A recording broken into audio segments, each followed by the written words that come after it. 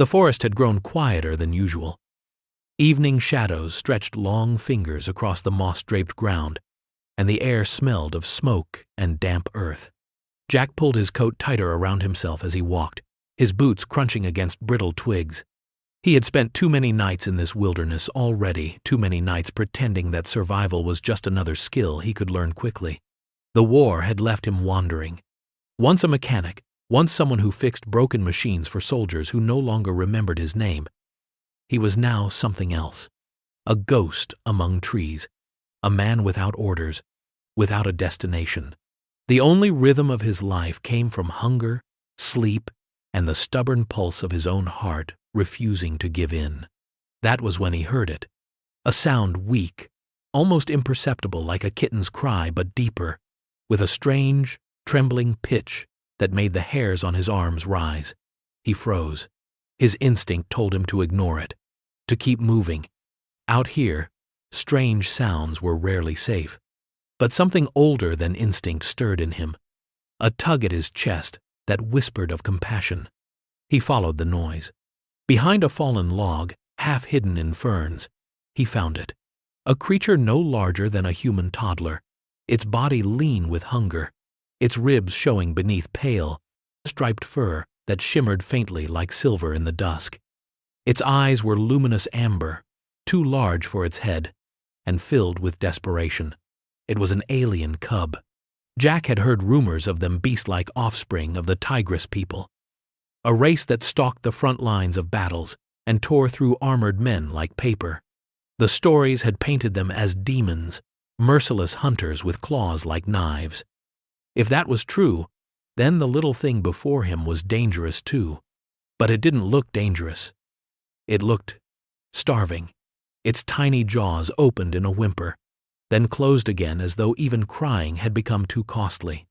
Jack hesitated, his breath caught between fear and pity.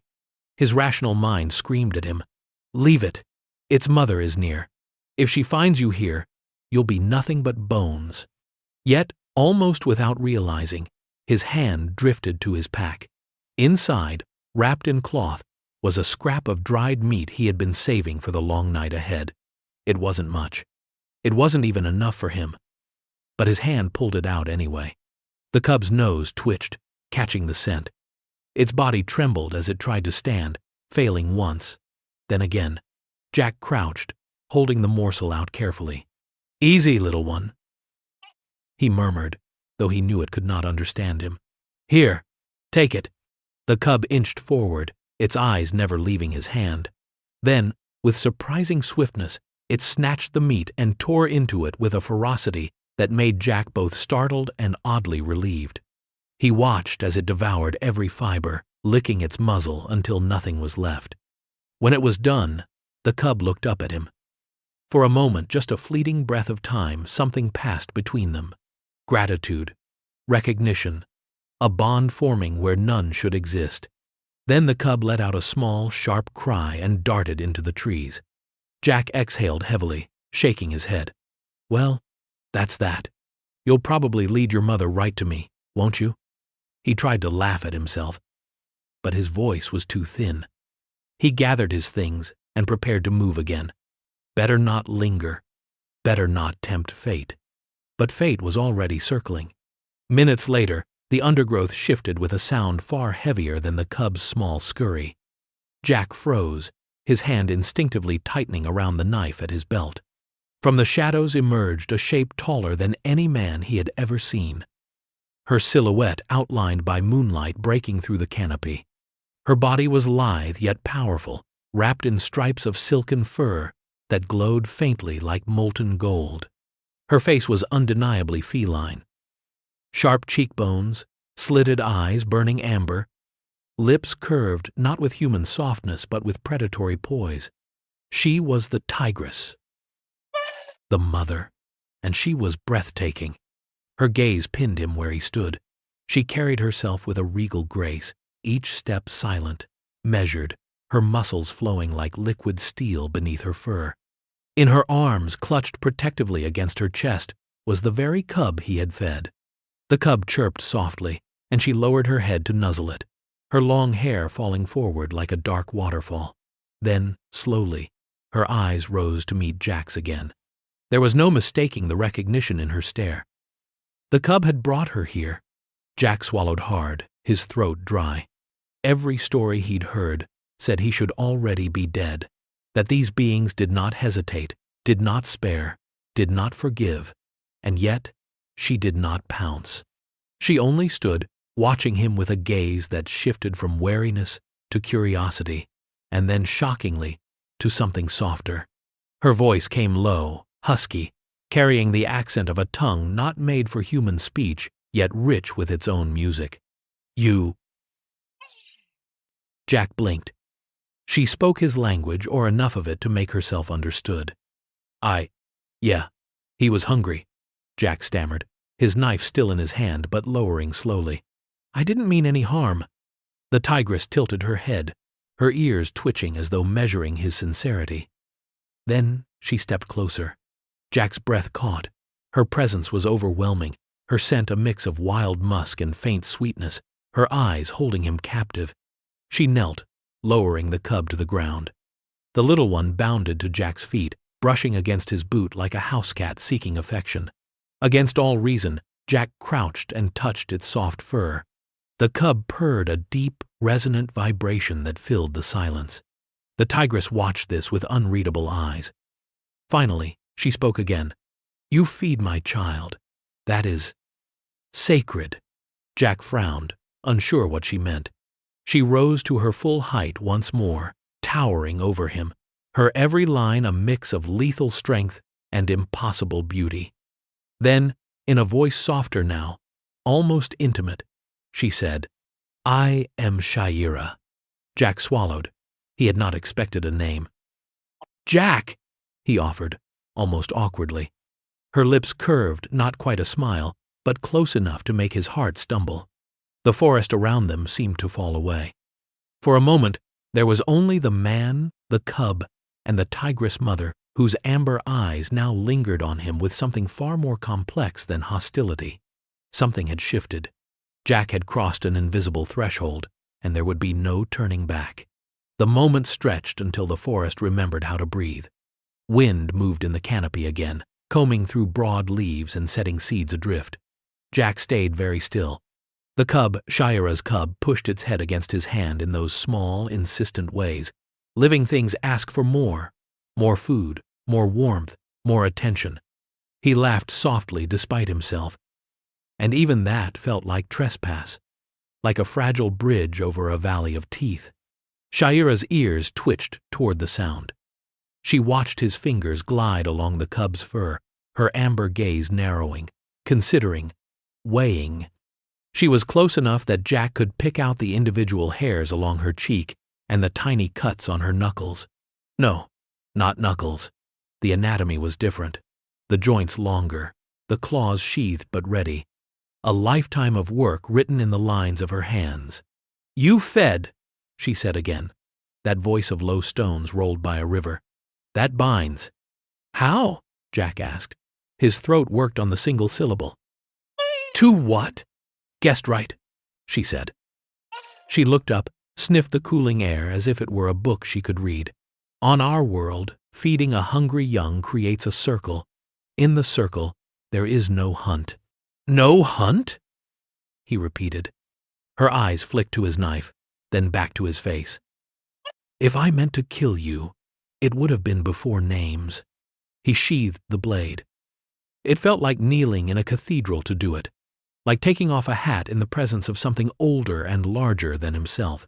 The cub, she called it something soft and fast in her own language. A rippling of consonants climbed back into her arms. Shaira gathered it easily, the movement as automatic as breath. The little body pressed to her collarbone, nuzzled beneath her jaw. Jack felt a distance open in him that was not quite pain and not quite envy. He had once imagined a different life after the war. A workshop, a front step with a wind chime, the ordinary clatter of mornings. That life had thinned to a thread and finally snapped. The cut of it showed in the way he watched mother and child. "His name is Tavi," Shaira said, reading his attention the way a hunter reads old tracks. "You may call him Tavi. Your sound for it is close." Tavi? Jack said. At the sound, the cub swiveled, ears perking.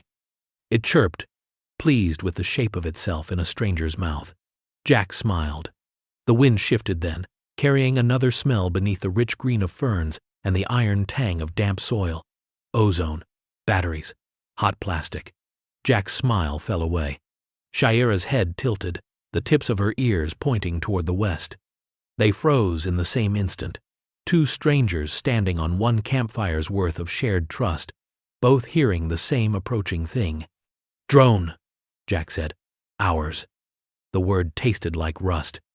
Shaira did not reach for him, though every line of her posture said she was calculating whether to. How many? Which kind? Recon ticks, if we're unlucky. They move low, crawl, and hop. Quiet. He looked at the ground. Old leaves, a litter of branches, a dozen places to hide small machines. He looked at the trees, the long lianas, the vines that would swing with the lightest touch. He didn't see the drone, but he saw where it might have come from. They'll have thermal, they'll smell heat. Shaira breathed out through her nose, slow. Guessed right means I escort you to safety, she said. She shifted Tavi to her far hip to keep the cub between bone and world. We go. Jack glanced toward the faint slice of sky through the canopy, pale with the first thinking of moonrise. The drone's sound lobbed against the trunks, bounced back, confused. The tech had improved since he'd last been near a base.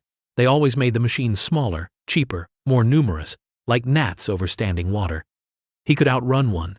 He could not outrun 12. Wait, he said. I might. He fished through the pockets sewn into the inside of his coat, his fingers moving with the mind of their own old habits. Wire, a bent fork from a ration kit, a small mirror, an empty lighter. He had scavenged the lighter a month ago for flint and wick. All that remained was the metal casing and a spring.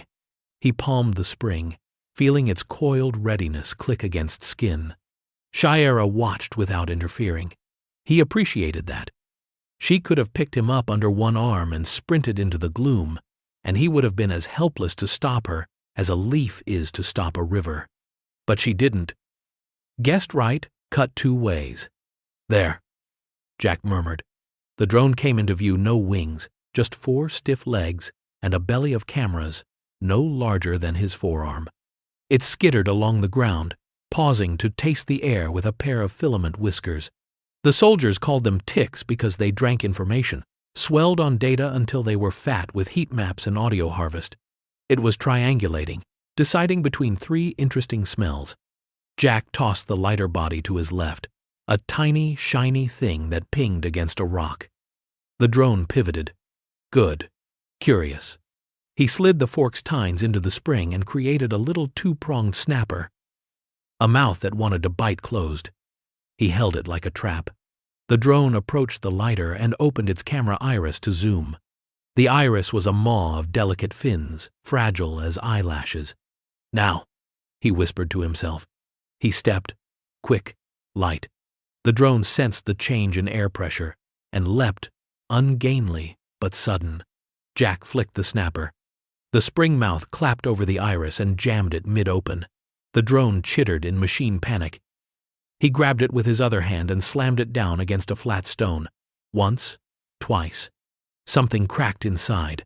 The lights along its belly skirled and died. He hadn't known whether he was still that quick. When the silence returned, it felt like a gift.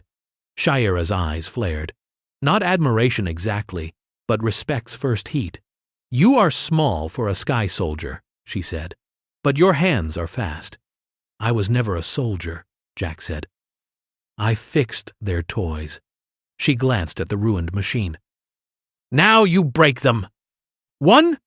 Recycling, he said. It made her lip curl upward, just a sliver, almost a smile. He told himself not to find that beautiful.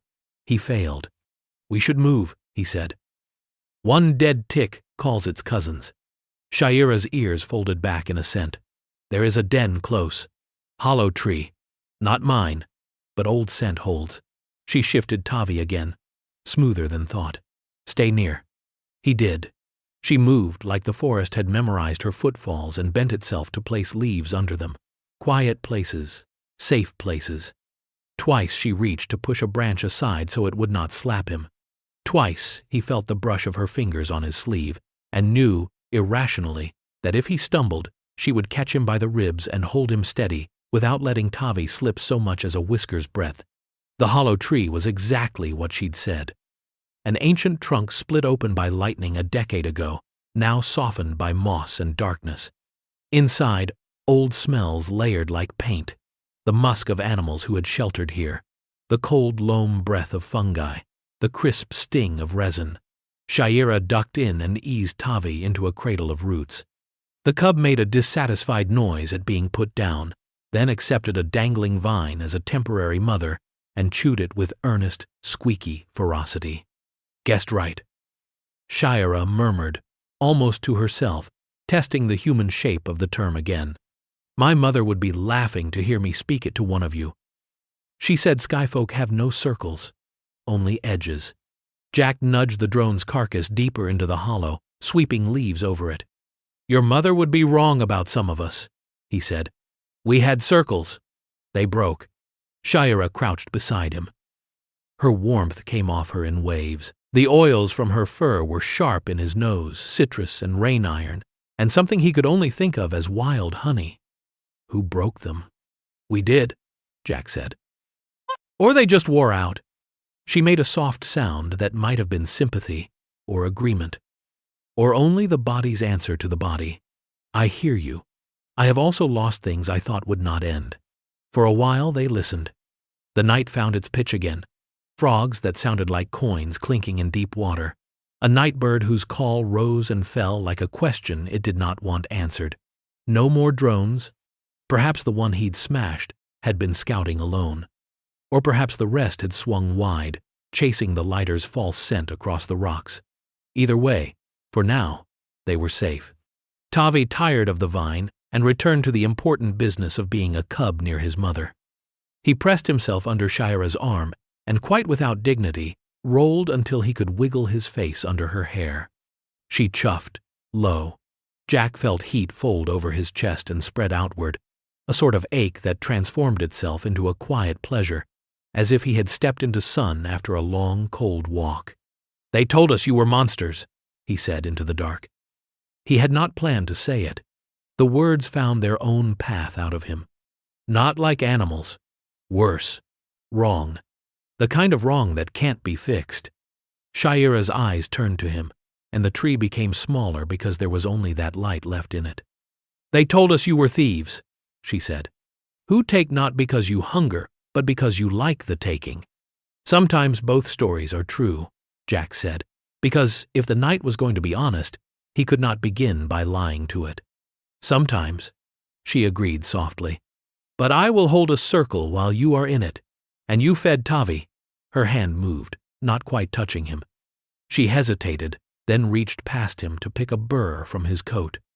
The casual intimacy of the gesture undid him more than any grand speech could have. He remembered hands that had done that once without thinking, his sister's hands on his jacket in winter, his own mother's when he was small. He said, "Thank you." Shaira rolled the burr between her fingers. Without looking, she offered it to Tavi, who accepted it solemnly, as if she had given him a star, and immediately tried to eat it. "He will grow large," she said. "His father had shoulders like cliff faces." She paused. "His father is gone." "I'm sorry," Jack said. The words were thin. He arranged them anyway, like twigs around a match. "There are better days," she said simply. "And there is this one." Her eyes touched the drone under leaves, his hands, the cub snoring with little hiccups, the tree holding its breath. "This one is not the worst." He felt a laugh push against his ribs, gentled. High praise. A sound nudged the edge of his hearing again. He lifted his head. Shaira did, too, instantly. Not a drone, not the wind. Feet. And not just one set, several, moving with human impatience, snapping twigs without apology. "Team," Jack whispered. "2, maybe 3. If they see a dead tick, they'll He didn't finish the sentence. Shayera had already scooped Tavi against her chest. The cub burrowed without waking. She tipped her head, calculating. Jack could almost see the lines of travel she was drawing across the map of the forest in her mind. The weighted choices: run now and risk noise, stay and risk discovery, fight and risk everything. If they are yours, she said. Will you call to them? He thought of faces he knew without knowing he still knew them. A medic named Loring, who laughed like a cough. A woman who used to pull her hair through the back of her cap and sang while she cleaned her rifle. It had been years since he'd heard a human voice at night that wasn't his own. He was surprised at the speed, almost frightening, at which the warmth of that idea faded and was replaced by another, harder truth. If he called out, he could not uncall. If they came, they would see Shayera, and there would be no circle then, only edges sharpened to kill. No, he said. Her gaze did not change. She had not expected anything else. Or she had, and this, too, fit some larger pattern she understood. Then we go. She used one hand to smear resin from the inner wall of the hollow across the entrance, quick and practiced. The stuff had a sharp, acrid stink. Mask heat, she explained. Mask scent. They slid out the back of the hollow where rot had opened a second mouth. Shayera moved as if handling a precious jar. Her steps distributed to keep Tavi rocked just so. Jack followed, his own weight placed where hers had been a heartbeat before. He felt absurdly like he was learning a dance, the kind men learn late in life when someone they love demands it gently and they find, to their surprise, that they do not mind being clumsy. The men's voices came and went behind them, eddies in the woods. One laughed, one cursed. A beam of light knifed through the trees and licked the hollow trunk like a tongue. Jack didn't look back. They reached a shallow ravine soaked with runoff from the day's small rain. Shayera waded in, sank to her shins, and stood, waiting. Jack joined her, the cold working its way through the leather of his boots. The light moved across the ravine at a perpendicular angle and passed, unseeing. He understood. Water stole the heat from their bodies' surfaces, muddled the sensor's clean lines. He filed the trick in his mind next to the spring snapper, next to a dozen other ways to live in a world built to make living harder. When they climbed out again, the forest felt different. Not safer, he suspected it would never feel that, but more intimately navigable. A house he did not own, but had been allowed to walk through at dusk, seeing how the light falls on someone else's furniture. Here, Shayera said, a word that meant more than its syllable.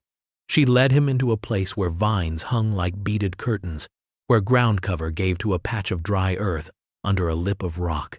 We wait. They will pass. He crouched. Tavi woke enough to yawn hugely and squeal at the size of his own mouth. Shayera chuckled, a private sound. It surprised him again how very not monstrous that sounded.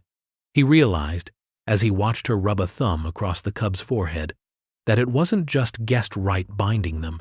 It was need, braided. Shayera needed safety for her son, and she could give speed and strength. He needed a reason to keep going that wasn't merely the absence of stopping, and he could give hands and a brain that knew how to unmake what should have been inevitable. What happens after this? He asked quietly. When the night is over. Shayera's ears tipped forward. You ask a large question standing on small ground. Bad habit, he said. She considered. There is a place the drones do not enter. Your machines fail there. A hollow with iron rocks and a skin of old glass. We call it the Fell. There are caches there, water, a medkit, a beacon. Broken. Her eyes slid to him deliberately. You want me to fix it? He said. I want to see if you can, she said. And if you can, I want to send a call to my sisters. Not because I run, because staying is wiser when you can choose where to stand. She lifted her chin. In the faint light, her throat looked like warm marble. If you come, guessed right extends until the beacon sings. And after? Her mouth curved that sliver again. After edges, she said, unless the circle grows. Heat rose uninvited to his face. He was glad for the dark. The words hung between them like a bridge that had not existed when they first met, and now, somehow, did. He did not know how long such bridges lasted. He had never before been brave enough to test one with his own weight. The men passed close enough that he could hear the squeak of a buckle strap, the way one of them breathed through a partially blocked nose. He waited for the shout, the rush, the world's preference for catastrophe. It didn't come. The voices dwindled. The light flickered off bark and was gone. Shiera released a breath she had been holding so steadily he hadn't known it was there. Tavi, sensing the slackening of her spine, immediately clambered onto her shoulder and peered around at his kingdom, faintly offended by the quiet. "We go to the fell at first light," she said. "The path is easier then." She looked at Jack. "Your legs? Will they hold?" "They've done worse for less," he said. "Good."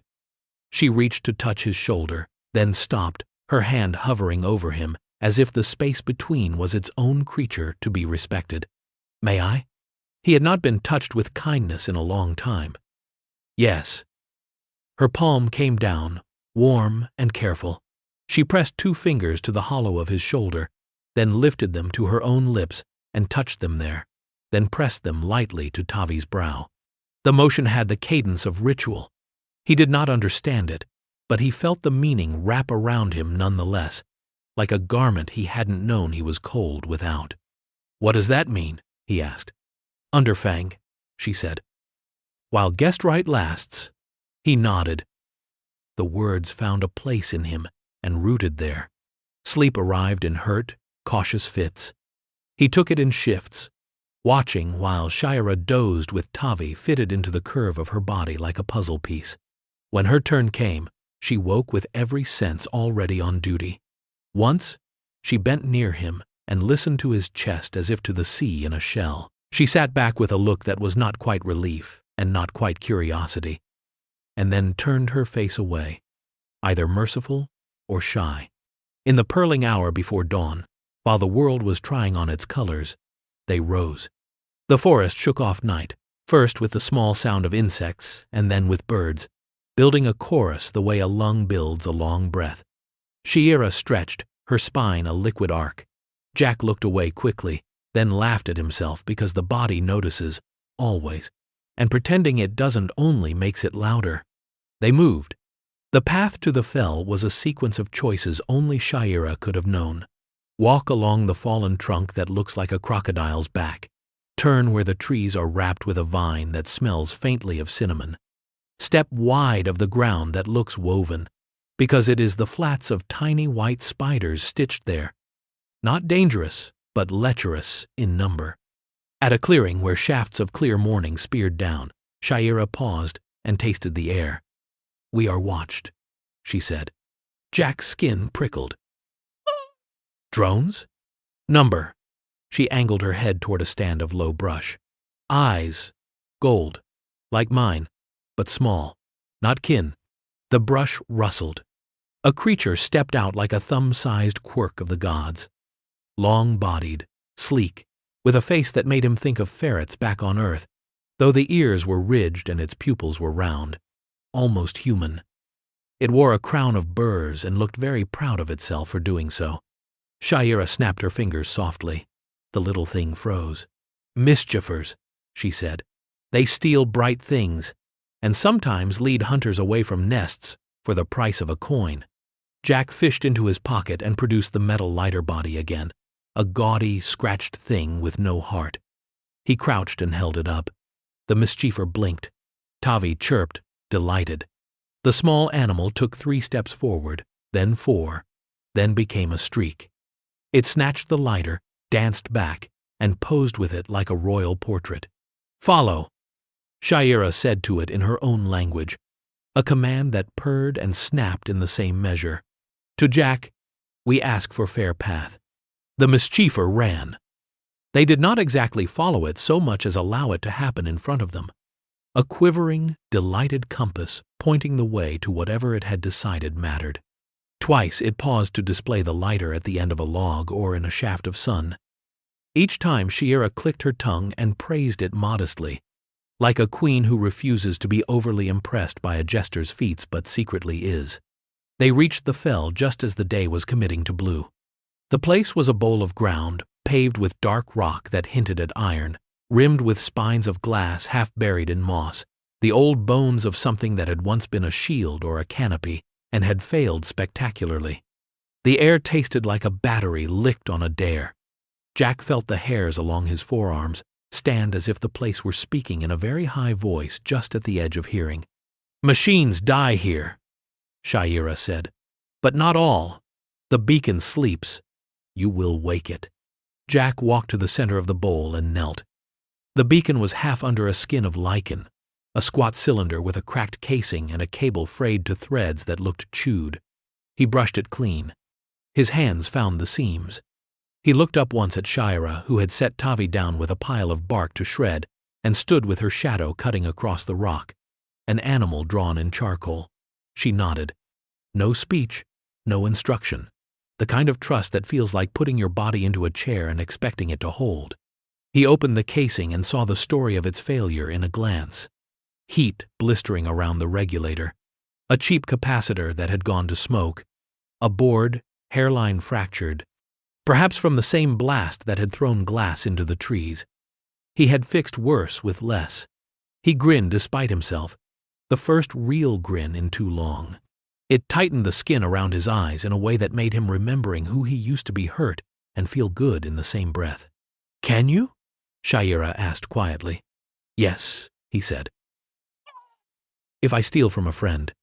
"Do so," she said, without looking at the mischiever, who had already made off with the lighter crown tilted scandalously on its head.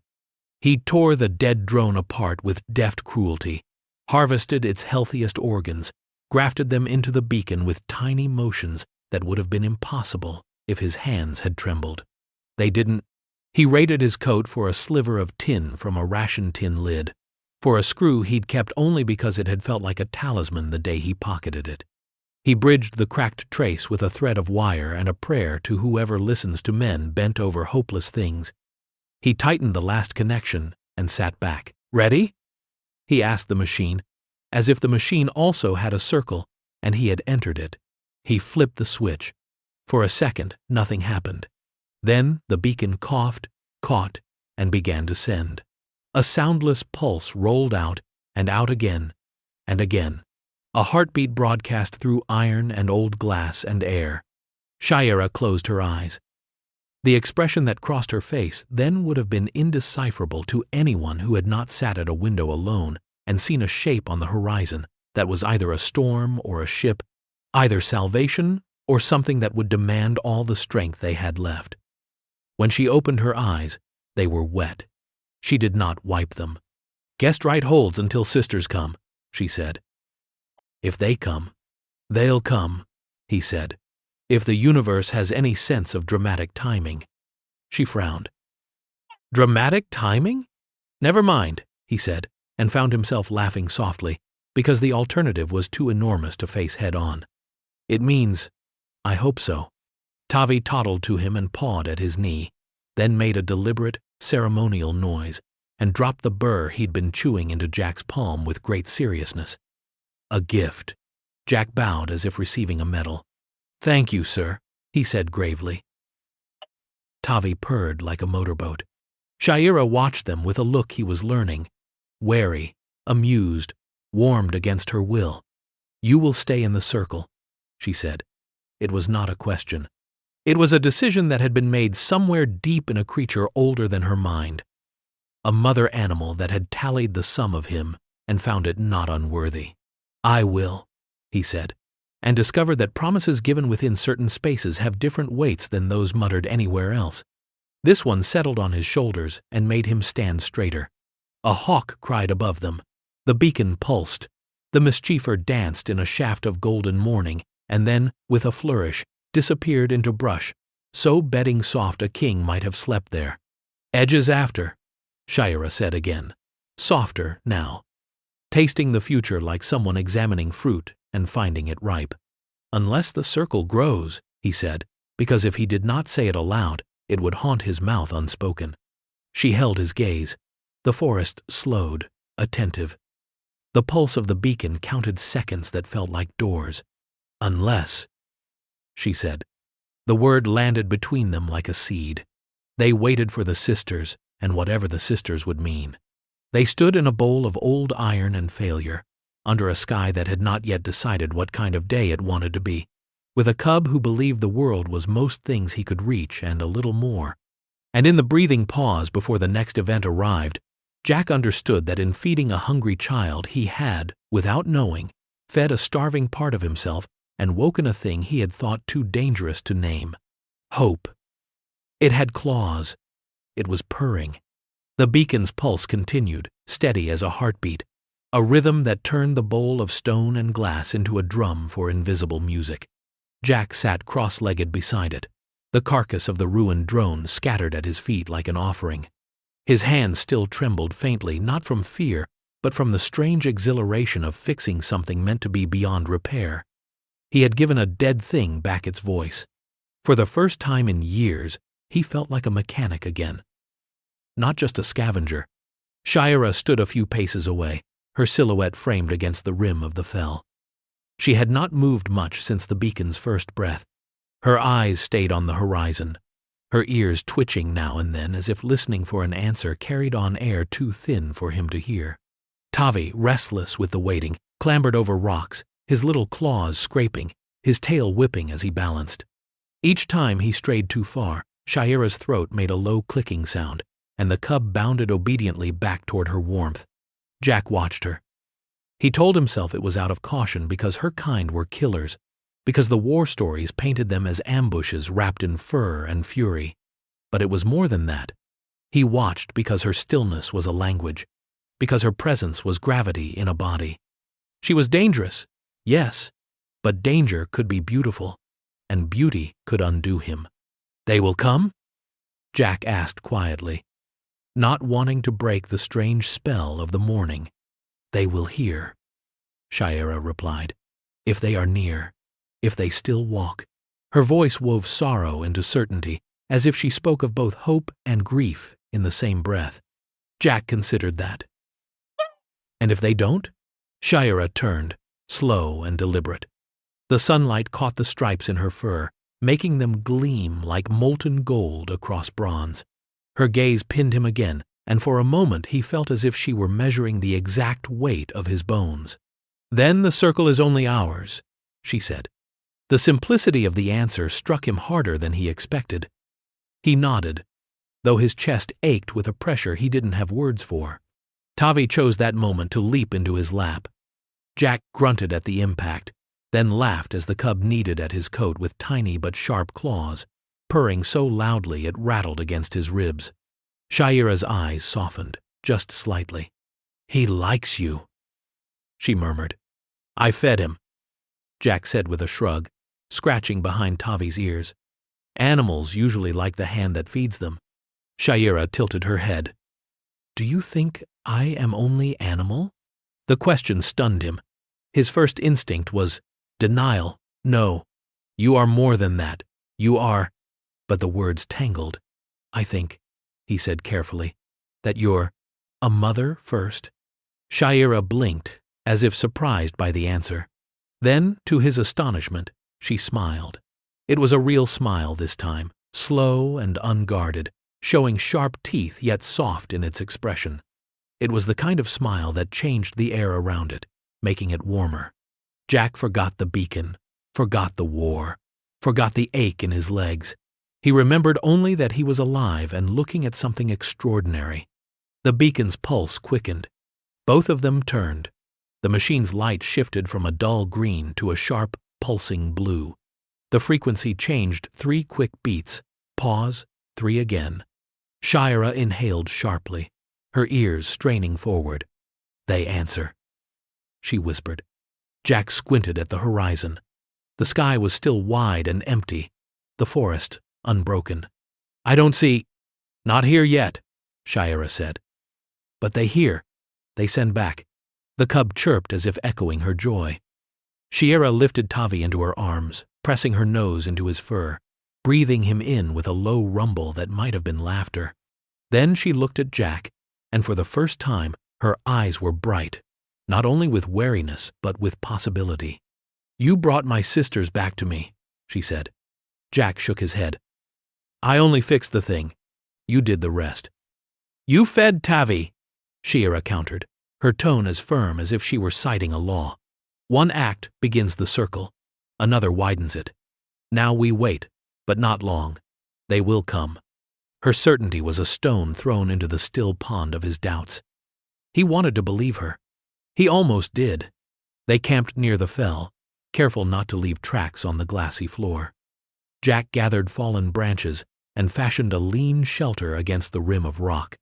Shiera added her touch-broad leaves layered into a waterproof canopy, resin smeared to mask scent.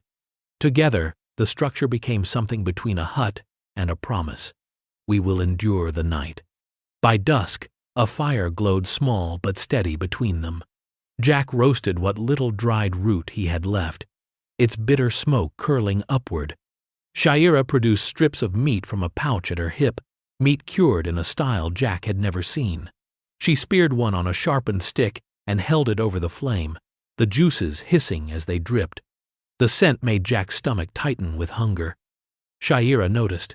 Without comment, she broke the strip in half and handed him the larger piece. He hesitated.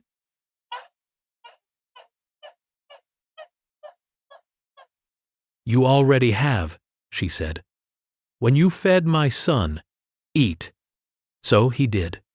The taste was strong, gamey, but rich in a way that spread warmth into his belly. He realized how long it had been since he had eaten with anyone, not just alone by a fire, but truly shared. He chewed slowly, savoring it. Shiera ate in silence, her eyes sometimes on him, sometimes on the cub, curled in sleep beside the flames. The quiet between them wasn't uncomfortable. It was the quiet of two travelers who had discovered a rare, unexpected pause. When the stars unfolded above, Jack found himself speaking softly, almost as if confessing. "I used to fix things back home. Cars, radios, whatever people brought me. My father had a shop. Small place, smelled like oil and metal dust. I thought I'd live there forever. Thought I'd—" He trailed off, the memory catching in his throat. Shiera's ears swiveled toward him. Listening. "I lost it," Jack said simply. "The war ate it.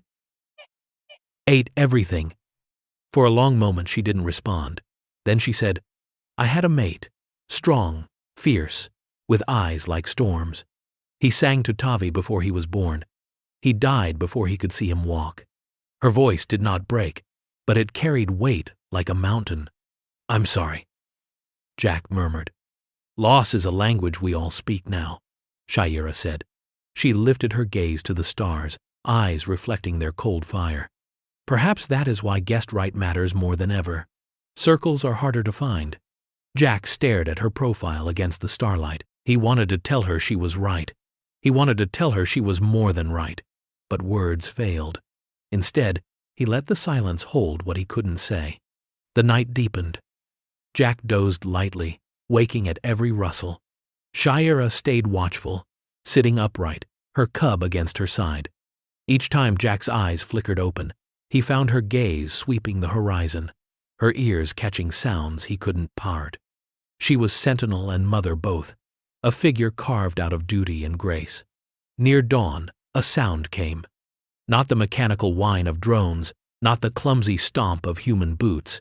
It was a call, low and resonant, carrying across the trees like the deep note of a horn. Shiera stiffened, her ears snapping to attention. The cub stirred, then squealed with delight. Jack sat up, adrenaline tightening his chest. "What is it?" Shiera's voice trembled for the first time since he'd met her. "Sisters." The call came again, closer. This time Jack thought he heard undertones, voices layered beneath, harmonizing in a language not made for human throats. It was haunting, fierce, and beautiful. Shiera rose, clutching Tavi to her chest. She looked down at Jack, her expression unreadable. "Stay near me. Guest right holds until I say otherwise. Do not break the circle." Jack nodded, standing. His legs felt like they belonged to someone else. From the tree line opposite the fell, figures emerged. Tall, striped, luminous. Tigress women, their eyes gleaming gold in the dawn. Some carried spears tipped with glassy stone, others wore harnesses lined with tools or charms. Their movements were precise, coordinated, the kind of grace that made Jack's throat tighten. They saw Shiera first. A ripple of sound went through them, half greeting, half astonishment. One broke from the group and ran forward, her arms outstretched. Shiera stepped down the slope, meeting her halfway, and they collided in an embrace that shook with relief. The cub squealed, pressed between them. The newcomer pulled back, her eyes shining. She spoke rapidly in their tongue, words tumbling like water. Shiera answered, her voice rough with emotion. Jack stood at the rim, frozen. He was intruder, stranger, ghost. He should have felt out of place. But Shiera turned then, still holding her sister close, and gestured to him. Her voice carried across the fell, firm and unyielding. This man fed my child. He fixed the beacon. He stands in the circle. Every golden eye turned to Jack. The weight of their gaze was heavier than any weapon. He forced himself not to flinch, not to look away. He had no words to offer them. Only the truth that his actions had already spoken. The eldest among them, taller even than Shiera, her stripes darker, her bearing regal, stepped forward. She studied him with eyes that pierced. Then, slowly, she inclined her head. The circle holds, she said, in accented human tongue. Shiera's hand found Jack's shoulder, steady and warm. The contact was brief, almost imperceptible, but it was enough. For the first time in years, Jack felt he was not wandering anymore. They came like dusk in motion, more stripes than sky, more eyes than a single man could bear at once. The fell seemed smaller with the sisters gathered on its rim, their bodies throwing long shadows over iron stone and old glass. The air carried a charge that was not only the beacon's pulse, it was the thrum of a people reknitting themselves from scattered threads. Shiera stood at the center of that weaving with Tavi in her arm and her other hand resting, as if by accident, near Jack's shoulder. When she spoke, the shape of the morning changed. He fed my son, she said. He fixed the voice of the fell. He stands in the circle. The eldest answered for the others, a tall woman whose stripes ran in narrow bands across a frame like carved wood. Age had leaned nothing from her. If anything, time had tempered her to a finer edge. She wore a torque of black glass at her throat and a ring of iron stones around her brow. When she came down the slope, she did not look to her feet. The ground remembered her steps. She halted before Jack and sniffed once, as if scent alone told the whole story. The circle holds, she said, each human word placed carefully. I am Kethra. Jack, he said. His voice sounded small in his own ears and, somehow, unafraid. Kethra inclined her head so little that it could have been a trick of light. To Shiera she spoke in their language, a run of consonants that cracked like dry branches and then smoothed to silk. Shiera's answers were shorter, the kind of concise that comes when a story is too large and you are carrying it in a hurry. Around them, the sisters shifted, the sheen along their fur breaking and mending as muscles coiled. One, younger than Shiera and built more squarely, kept her hand on a spear, as if it were the natural resting place for a hand. Her gaze cut to Jack and did not soften. He thought he felt the word she would have called him if she had not cared to be polite. Sky thing or bone thief or simply enemy. Kethra turned again. You repaired this beacon. Why? Jack swallowed. Names of the broken parts still sang in his head, a litany of failure reversed. Because it could be fixed, he said. Because, she asked. Because you deserve to be heard. He felt foolish as soon as it left him, but it was the only truth he owned. The young spear-bearer laughed without humor. He speaks pretty for a tool mender, she said in their tongue. Shiera's ears flattened a fraction. Kethra lifted one finger, and the scoff died like a spark in rain.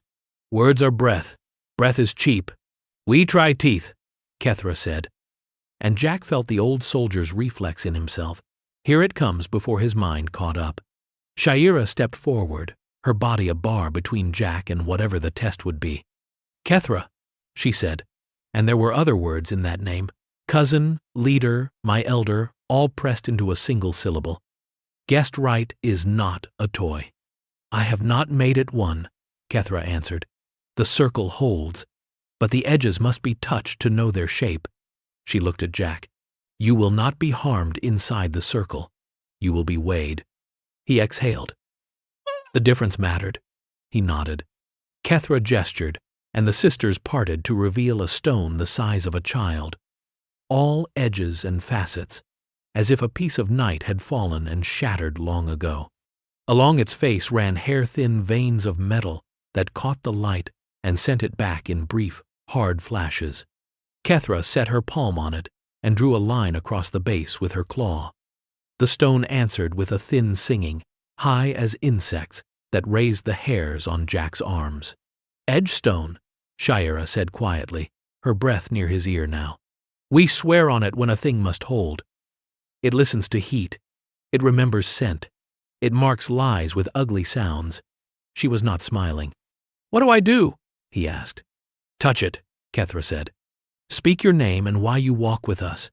Speak your debt. Speak your intent for morning, for noon, for night. If the stone breaks your voice, you stand on edges, not circle. Is that common? He asked, and immediately regretted the foolishness of it. It is honest, Kethra said. He went. The stone was colder than it should have been in sun, as if it kept something of the night inside it. He set his palm against a plane that fit his hand with the uncanny exactness of luck or design. His reflection stared back at him in the polished facets, multiplied to a dozen Jacks with eyes ringed by fatigue and stubbornness. My name is Jack, he said. I walk with you because I fed a child and that made a promise. I owe Shira and Tavi my best my hands and whatever they can make or unmake. In morning I intend to survive. At noon I intend to fix what can be fixed. At night, he hesitated, surprised by the way that word opened under his feet like a hidden door. At night I intend to remember that this day happened and to let it change me for the better, not the worse. The stone sang, not the ugly grind of lie, a sound like the one the beacon made, thin but steady. Kethra's nostrils flared. Shira's shoulders eased a fraction. The spear-bearer, her stripes ran broken across one cheek as if a scar had taught the fur a new pattern, tilted her head as though the note offended her. Debt? Kethra prompted. Jack blinked. Debt? You said, oh, for mother and cub. What of us? She opened a palm that held the circle and the iron rim of it. Guessed right is not gratitude, it is numbers. He let himself think, not what would be charming, not what would be safe. I owe you a problem I can solve, he said at last. Any you give me that matches these hands. He lifted them. Grease had never entirely left the lines of them, no matter how long the forest had been his sink. Machines, traps, signals. If I can't solve it, I owe you honesty about that too.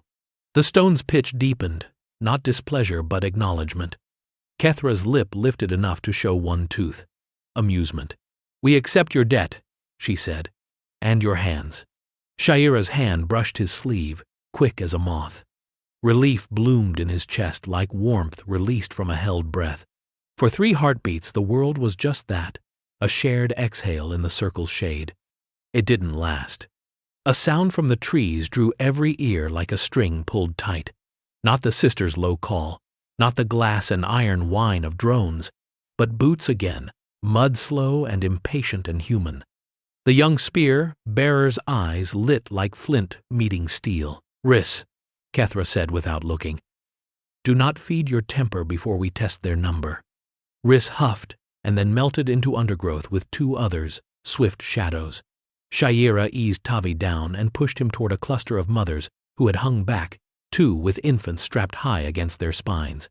The cub entered a nest of thighs and tails and looked back once, seeking Jack's face as if to be certain that the circle had not been stolen while he wasn't watching. Jack nodded and lifted a hand. Tavi purred and pressed himself against an ant, who accepted the weight as if it had been there all morning.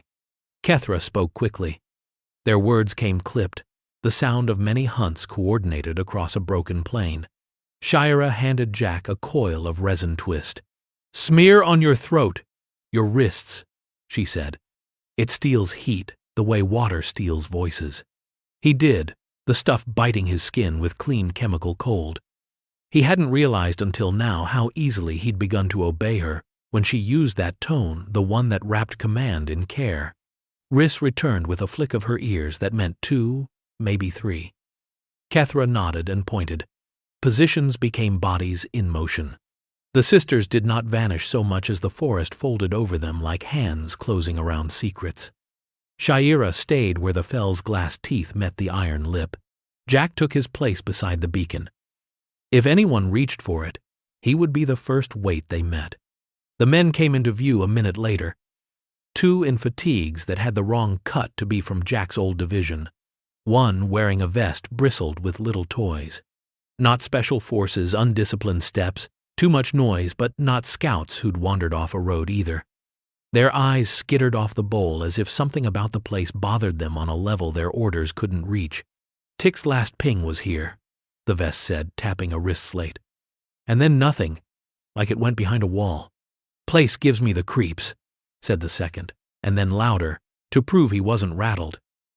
Anybody out there? Jack kept his jaw clamped. Guessed right could stretch many ways. It could not stretch to him calling to men who would break it by existing. The one with the slate stepped down into the bowl, frowning when his slate fuzzed. He kicked at a fragment of glass. It sang, a thin tink. He grimaced. Weird harmonics, he said. Like the place is humming. Ghosts? The other offered.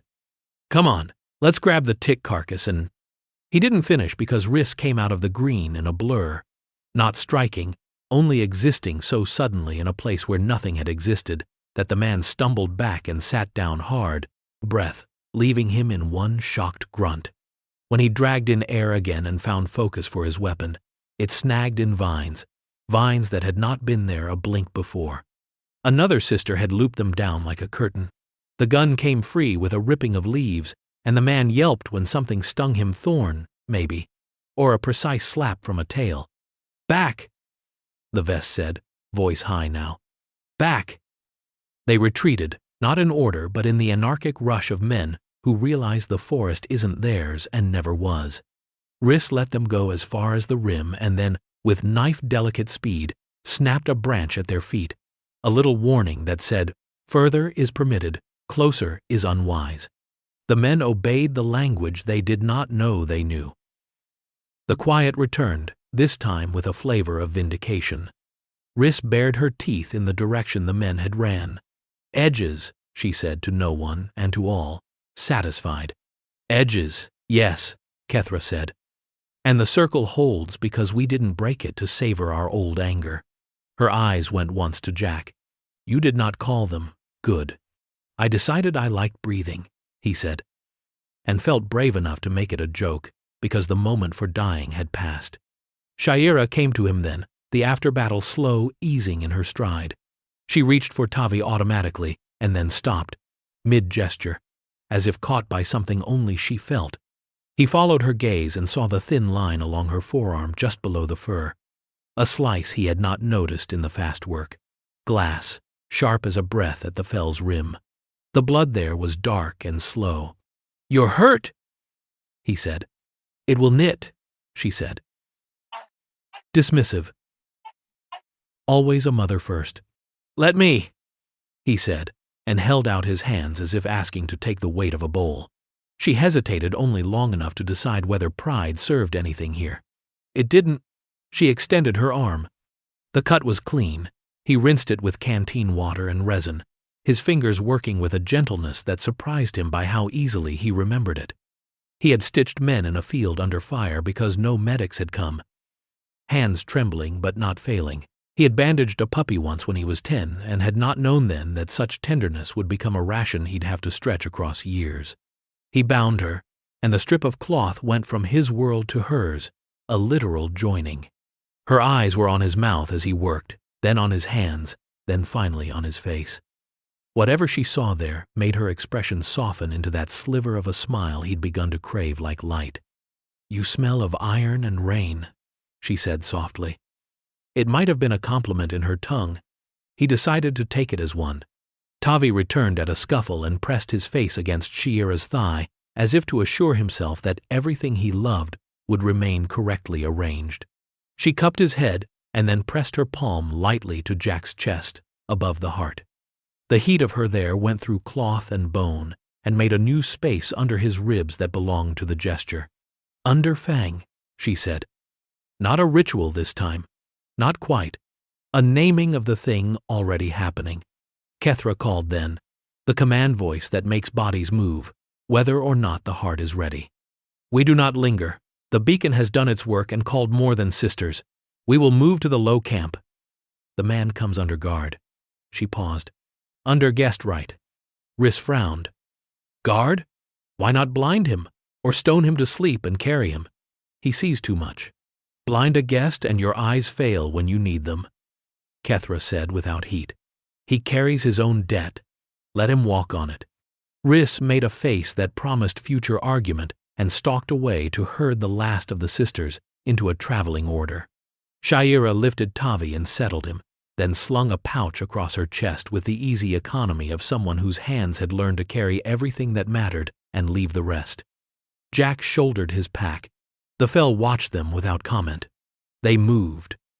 The day had ripened into a heat that loosened sap and made the world smell green and alive. Path became practice. Shiera set a pace that matched the slowest. Kethra's ears read the forest like print. Riss made the rear a wall nothing foolish could climb. Jack fell into the space that had been made for him without having to be told where it was. At the third bend, the Mischiefer appeared again, lighter body still worn like a crown. It danced ahead and then back, showing off, then perched on a branch and regarded the procession like a fussy minor king. Tavi squealed and reached. Shiera clicked her tongue, a soft no. The Mischiefer peered at Jack, head cocked, then dropped a nut into his palm with ridiculous solemnity. He bowed. Kethra's mouth twitched. Riss snorted. They rested at a creek where the water ran brown and sweet over iron stones. Kethra spread a map in her mind aloud. Low camp within 2 hours. A veil of fern to hide their scent. A long hollow beyond with a roof of glass shards that scared birds and men alike. "We will not stay long," she said. "We gather what the low camp kept for those who might return. Then we go to the high places where the sky cannot see." "The beacon," Jack said. "It will keep calling." "It will keep lying," Kethra said. At his look, "You tuned it for our sisters, but the pattern can change. We will let it speak 2 voices, one true, one false. Your hands will give it a second mouth." He nodded. He could do that. He could build duplicity out of wires and honest intentions. It felt like a sin that served something that deserved it. It was near the end of the 2nd hour when the forest decided to remind them. No plan survives its first meeting with the day. The sound came from the south. Not boots, not drones, something airborne and large, a beat like a metal heart inside a bell. The sisters paused as one body. Kethra's nostrils flared.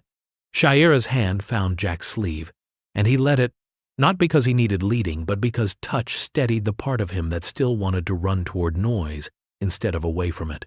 "Ship," Riss said. The word made itself sharp. "Not ours," Kethra added, the certainty in her voice, a weight that pressed small hopes into smaller shapes. Jack squinted through the break in the canopy, catching a glimpse between leaves.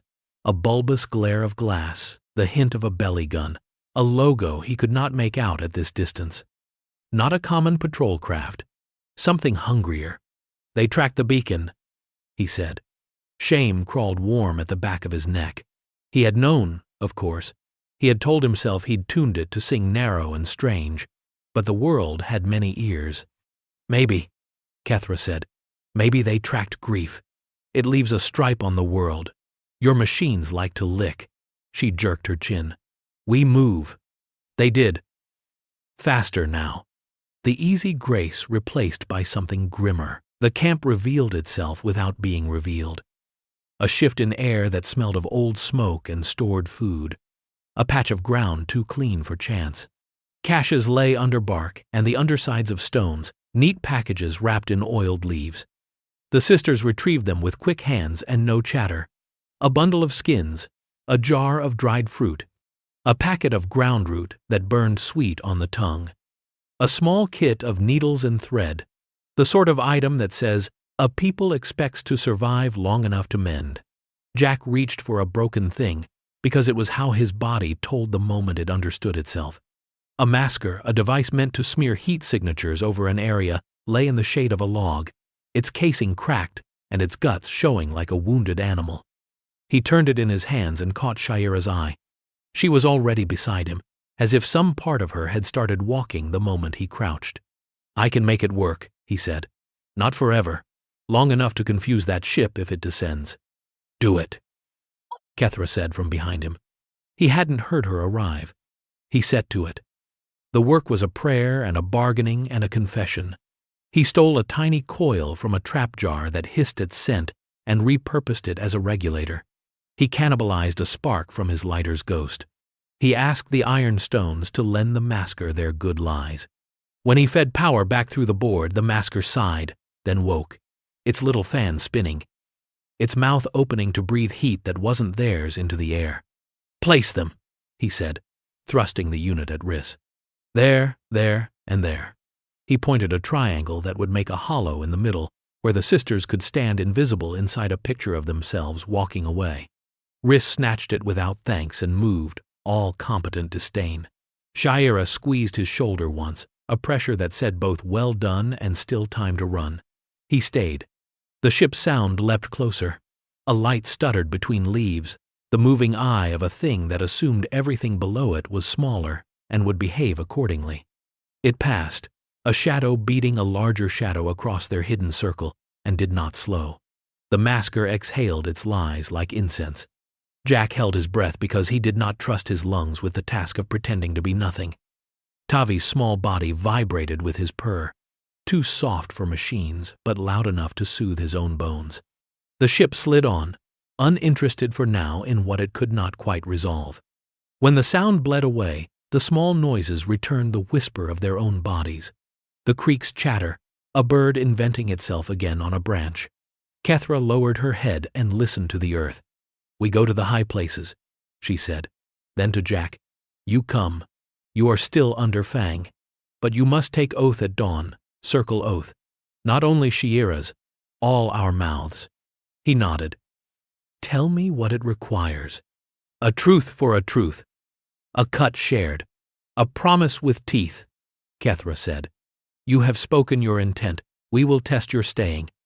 Her gaze slid to Shaira and away, a movement with politics braided into kinship. Shaira stood very still. He realized then what this would cost her if he failed. Not only the loss of a potential ally, not only the break of guest, Wright's bone, but a fault line through the family that had only just rejoined. The idea of being the weight that cracked that seam made his skin crawl with shame. He would not be it. They climbed. The forest thinned to thorn and stone. The sky opened. A shocked, clean blue. The world felt bigger up here, but also easier to read. Lines of flight and approach bright as veins under pale skin. A shard field waited just below the crest. Glass plates, half buried, all edges, angling light in ways that hurt. The sisters threaded it with the care of those who had done this in laughter and in grief, and in all the days in between. Jack placed his feet in Shaira's prints, and did not stumble. If he had, he knew to the breath that she would have caught him. He wanted very much to never need catching. At the top they paused. The land rolled away in greens and grays, and the distant smear of the river drew a dark line toward the horizon. The ship was a smudge there, turning lazy circles as if trying to recall what it had been sent to look for. The beacon's pulse, back in the fell, now spoke the false voice Kethra had asked for, and somewhere a small, vain creature wore a lighter like a crown and believed itself a prince. Kethra planted her spear in the earth as if it were a flag. "Here," she said. "When the light goes pale, we swear." She looked to Jack. "You understand that if you fail the stone now, the circle breaks, and we throw you back to your own people. If they take you, that is the world's answer. If not..." That is also the world's answer. I understand, he said. He had never wanted anything less than he wanted to be weighed and found a lie. He had never wanted anything more than to stand in a circle that had made room for him and find that the room remained. Shayera moved to him, Tavi in the crook of one arm. She reached out and with 2 careful fingers straightened the bandage on her own forearm, where he had wrapped her. Then, because perhaps there was no longer a reason to pretend, her hand slid up, found the hollow below his throat, rested there for a moment, as if feeling the place where all his words had to pass. He felt seen down to the hinge of his ribs. "If you run," she said, and though her mouth shaped a threat, her eyes refused to hold it, "I will catch you and carry you back to the stone myself." "I won't run," he said. "I've done enough of that." "Good," she said, and the word landed between them like bread in a hand held out politely and received gratefully. The light began to thin, that purling hour stretching itself over the ridge and turning the sisters' stripes the color of old coins. Kethra called them into a half-circle with the stone at its center. The same edge stone they had carried like a heavy truth all the way up the hill. Riss stood opposite Shayera, scowl lodged under her eyes like a long habit. Tavi wriggled and then settled, small body a warm engine of faith against his mother. The ship on the horizon drew one last circle and slid off like a thought someone had decided not to think for now. "After this," Kethra said, voice low and full, not a leader's bark but a priestess's chord, "edges again. Unless the circle grows." Jack met Shayera's gaze. The words found him without effort. "Unless," he said. The stone waited. Night came on with teeth and stars. The air grew thinner at the ridge. Night bled across the horizon in layers of violet and indigo, the last light of day stretching long fingers before surrendering. Stars appeared first one, then clusters sharp as glass points in the vast bowl of sky. The beacon's false voice still pulsed somewhere behind them in the fell, but here on the height, the sound felt muted, as though the mountain itself had chosen silence for what was about to happen. The sisters gathered in a half-circle around the edge stone, their bodies gleaming with starlight. Their stripes shimmered like molten metal against the night, each one marked with stories written in scars and fur. The air smelled of resin, old iron, and the faint musk of felines that carried authority simply by existing. Kethra stood tallest at the stone, her shadow falling across it. She placed one clawed hand flat against its surface. The stone thrummed in response, a low note that seemed to travel into Jack's bones. "The circle expands only with teeth," she intoned. "We do not give it lightly. Guest right holds until dawn. At dawn, truth will decide. If he breaks, he falls. If he holds, he stands among us. So it has always been." A murmur of assent rolled through the sisters. Even Riss, with her scowl, bowed her head in agreement, though her golden eyes stayed hard on Jack. Shayera shifted Tavi against her hip. The cub squirmed sleepily, ears flicking at the sound of the stone. Her gaze found Jack's, and though she said nothing, her eyes carried the weight of both a promise and a plea. "Do not fail me. Do not fail him." Jack swallowed, the dryness in his throat like sand. He stepped forward, every motion deliberate, as though the air itself resisted. When he reached the stone, he set his palm upon its cold, glassy face. It bit into him at once, not with teeth, not with claws, but with a heat that raced up his arm like molten wire. He gritted his jaw, refusing to pull back. His reflection shimmered across the facets, multiplied into dozens of Jacks staring back at him, each with the same hollow-eyed weariness. "Speak!" Kethra commanded. Jack's voice cracked once, then steadied. "I am Jack. I was a mechanic before the war. I have no clan, no home, no banner. I fed a hungry child because hunger is a language I know too well. I fixed your beacon because silence is death. I stand here not because I deserve it, but because I choose it. I swear that if you give me a place in this circle, I will not abandon it." The stone thrummed higher. The sound lifted, reverberating until the stars themselves seemed to vibrate. "Det!" Kethra prompted. Jack closed his eyes. He thought of the shop back home, the scent of motor oil, his father's steady hands guiding his younger ones. He thought of the cities bombed into shadows, of comrades left bleeding in fields that had no names. He thought of Tavi's small warmth curled in his lap, of Shiera's hand steadying him, of the impossible idea of belonging. "My debt," he said softly, "is to give you my skill until my hands fail. Machines, signals, repairs, I will make what I can, break what must be broken, and teach what I know, so that none of us fall for want of knowledge. My debt is also my life. If danger comes, I stand in its path before I let it strike a child." The stone sang.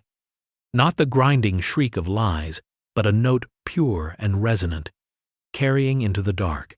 The sound was so clean it made his teeth ache. The sisters stirred, their ears flattening at the purity of it. Even Riss's eyes widened, if only for a breath. Kethra's expression softened into approval. "The stone accepts," she said, but it was not over. "Cut," Kethra said. Shiera stepped forward. She took a slender shard of iron glass from her belt and pressed its edge against her own palm. Blood welled, dark and glistening. She turned her hand over the stone, letting the drops fall. The stone hissed as if drinking. She offered the shard to Jack. He took it without flinching. Its edge was sharper than any knife he had held before. He drew it across his palm, feeling the sting, the warmth that followed. His blood dripped onto the stone, mingling with hers. The hiss came again, louder this time, the sound almost like breath taken after long drowning. The stone's light flared once, brilliant and white. Then it dimmed, returning to its steady glow. "The oath is sealed," Kethra declared. "Circle holds. Jack stands within." The sisters raised their voices, not cheers, not human applause, but a deep, resonant chant that shook the air. It was not for him, it was for the circle itself, for the old law renewed. Yet as the sound rolled across the ridge, Jack felt its weight settle onto his shoulders, not crushing but steadying. Shiera stepped close. She took his cut hand gently in hers, pressing their wounds together. For a moment, warmth passed between them, mingling more intimately than any touch he had known. "You are under fang," she whispered, "not just mine." Jack nodded, unable to trust his voice. Tavi chirped drowsily and pressed his little paw onto their joined hands, smearing blood and fur together. The cub purred, as though sealing the oath in his own way. The sisters laughed softly at the sight, a ripple of warmth in the cool night. Even Riss's scowl faltered, though she masked it quickly. The circle had grown. They camped on the ridge, the sisters arrayed in a protective ring. The night air was cold, but Jack felt warmer than he had in years. Shiera sat near him, her arm brushing his when the wind shifted. They did not speak much. Words felt unnecessary after the stone. Still, when the fire burned low, Jack found himself whispering, "I didn't think I'd belong anywhere again." Shiera's eyes reflected the dying flames. "Circles find the lost," she said simply. For the first time, Jack believed it. But dawn brought more than warmth. The hum of engines returned louder this time, heavier. The ship they had seen at distance now circled closer, its lights cutting through the thinning mist. The sisters stirred, ears sharp, claws half unsheathed. Kethra rose, her silhouette a tower in the new light. "Edges come to test us," she said, "and our guest will see whether his oath is stone or water." Shiera's hand brushed Jack's, fleeting but fierce. Her eyes said what words did not. "Stand. Do not falter." Jack nodded, blood still fresh on his palm, the echo of the stone's song alive in his bones. Whatever came over the ridge, he would not run. Morning did not arrive gently. It came with the iron heartbeat of rotors and the cruel geometry of light. The ship's shadow crossed the ridge like a closing hand, palming the high stones and squeezing the world smaller. Leaves turned their pale undersides to the sky. Birds fell silent, as if remembering that silence had once kept their line alive. Kethra raised one hand, and every sister froze in the hinge between breath and action. Riss's spear dropped an inch. Tip canted toward the sound. Tavi, startled, pressed his little skull to Shiera's collarbone until his purr became a stutter. Jack's body tried to be two things at once. The soldier he had never been wanted to drop, crawl, vanish. The mechanic he had always been wanted, a panel to open, a problem to get his fingers inside. He had nothing but forest and stone, and the kit of small salvaged lies he carried in his pockets. It would have to be enough. 2 passes, Kethra said, listening with her whole tall body. They test the air. They smell for heat lines. Maskers, Jack said, already kneeling at his pack, hands finding coils of foil-thin filament and jars of resin twist by memory. Your masker field, push it wider. Bleed our edges outward. Riss's mouth went tight. We already. Wider, Jack said, not looking at her, the words landing harder than he meant. He had no right to command. Still, Kethra flicked 2 fingers, and 3 sisters moved efficient shadows threading between shards of glass with the weight-distributing grace of old practice. The first masker hiccuped as they shifted it. Jack reached for the second with one hand and cut 2 new leads with the other, teeth holding a stripped wire while his fingers braided a ground out of a shaved sliver of ironstone. The rotors swelled. A cone of light licked the ridge and slid away, tasting the place and spitting it out like gristle. Not satisfied. Not fooled yet either. Shiera, he said, forcing calm into his voice, cover Tavi's ears. If they bring a compliance tone. He tapped his own ear. Stuff resin in there. Tight. It'll muffle the worst of it. Shiera didn't argue. She tore a strip from her sash, smeared it with the sharp, cold resin, and worked it gently into Tavi's ears while crooning a sound that vibrated more in her chest than in her throat. The cub's trembling eased. When she finished with him, she came to Jack without being asked. He swallowed and tipped his head. Her fingers were warm on the hinge of his jaw as she pressed a wad into each of his ears, the world narrowing to the immediacy of touch and her breath on his cheek. When she drew away, the sky's angry hum dimmed to a pressure more felt than heard. The ship came into view between 2 knife-edged plates of glass, round-bellied, ugly with confidence, a gun pod like a mouth, and small hatches along its underside, like pores that could sweat trouble at a moment's whim. Its belly lights washed the shard field in sterile daylight. Logos striped its side in a language Jack didn't need to read to understand. A company crest, all angles, and ownership. Not army, he said. And not a local scaver. That's a contract bird. Hunters! Riss spat. Worse, Kethra said. The ship's speakers popped and then vomited a voice that had been sanded of all personality, the kind of sound that thinks itself neutral and therefore harmless. Through the resin, Jack heard only a smear of syllables. Lay down, safe passage, reward, return. He saw the shape of the lies in the light on the trees, safe as a sack, reward as a cage. No one moved. The ship responded to dignity with volume. The second pass dropped lower, and the cone of light narrowed like a finger. It hung over the ridge, and the tone changed, a vibration that slithered into muscle and told it to be tired. Jack clenched his jaw until his molars hurt. Beside him, Shiera's ears flattened, and then she tilted her head so one ear pressed into Tavi's fur, stealing the worst of the pressure away from him with her own skull. On my mark, Kethra said, as calm as a bell tower. Riss, left arc. Mera, right. Take eyes, not wings. Jack. I know, he said, because he did now. Give the ship a story it wanted to hear. He thumbed the small transmitter he had grafted onto the beacon back at the fell, its second mouth, and sent a new pattern, one that sang of heat moving east in a neat, enticing line. The masker field exhaled the lie in 3 long breaths. The ship flinched. Its light swung toward where the heat should have been. It slid in that direction, wobbling slightly as its maps and its feelings argued. For a heartbeat, Jack thought they had it. A hatch on its belly irised open. Ticks, he said. They fell like bad weather. Small, quick machines with 4 stiff legs and camera bellies. nearly invisible in their silvery matte skins, until they moved. They hit the shard field and scattered without weight, gliding on pads built for this kind of treachery. Riss lunged to smash one with the butt of her spear, and it simply wasn't there when she arrived. Another skipped to a rock and tastelessly licked it with a whiskered censer. Jack's hands had already built the shape they needed before his head had time to approve.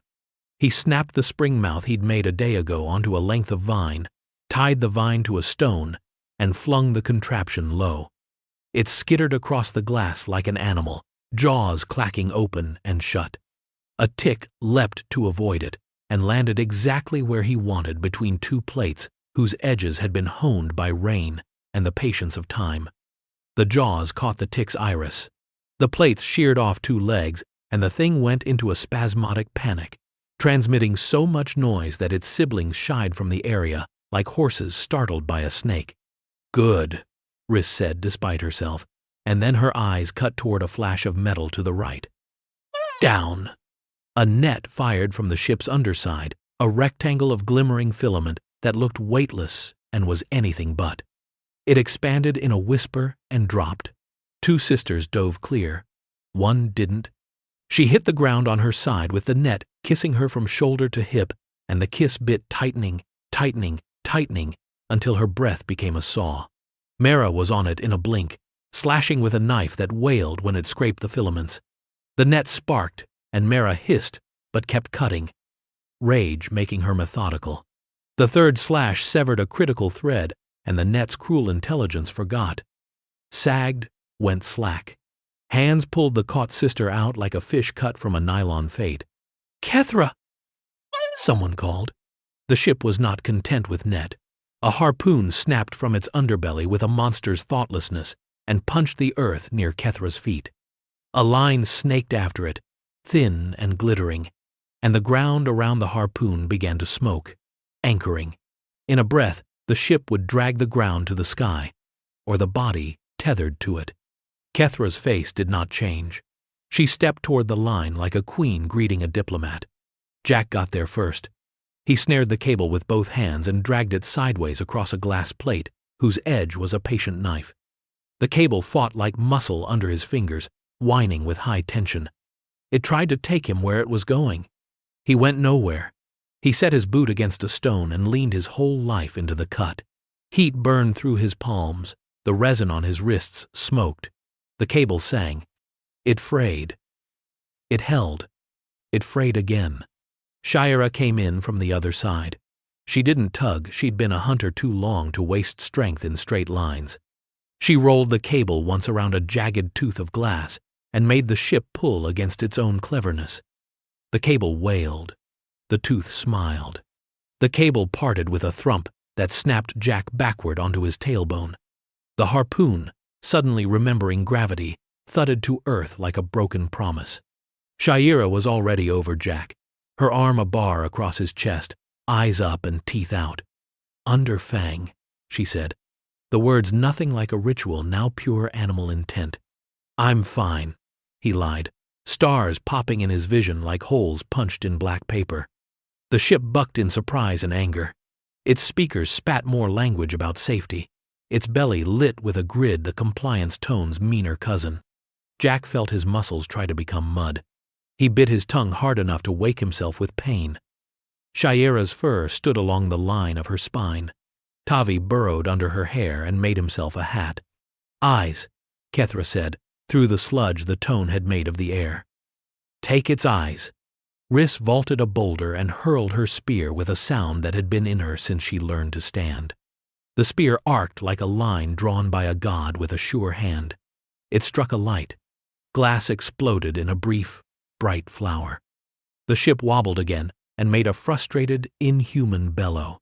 Jack found what he needed in the small bag at his hip. Flint, a wick he'd braided from his bedding, 2 lumps of resin. He slapped the resin together until his palms were sticky and then slapped the mess into a wad of shredded bark. He sparked the flint and the bark caught, a sullen orange. The wind tried to be unhelpful. He cup-handed the flame like a secret and then flung the burning wad into the uptaking breath of the ship's cooling intake. For a second, nothing happened. Then the resin became religion. Smoke bloomed, thick and sweet and disgusting. The ship coughed like a man who has lied too long. Its tone faltered.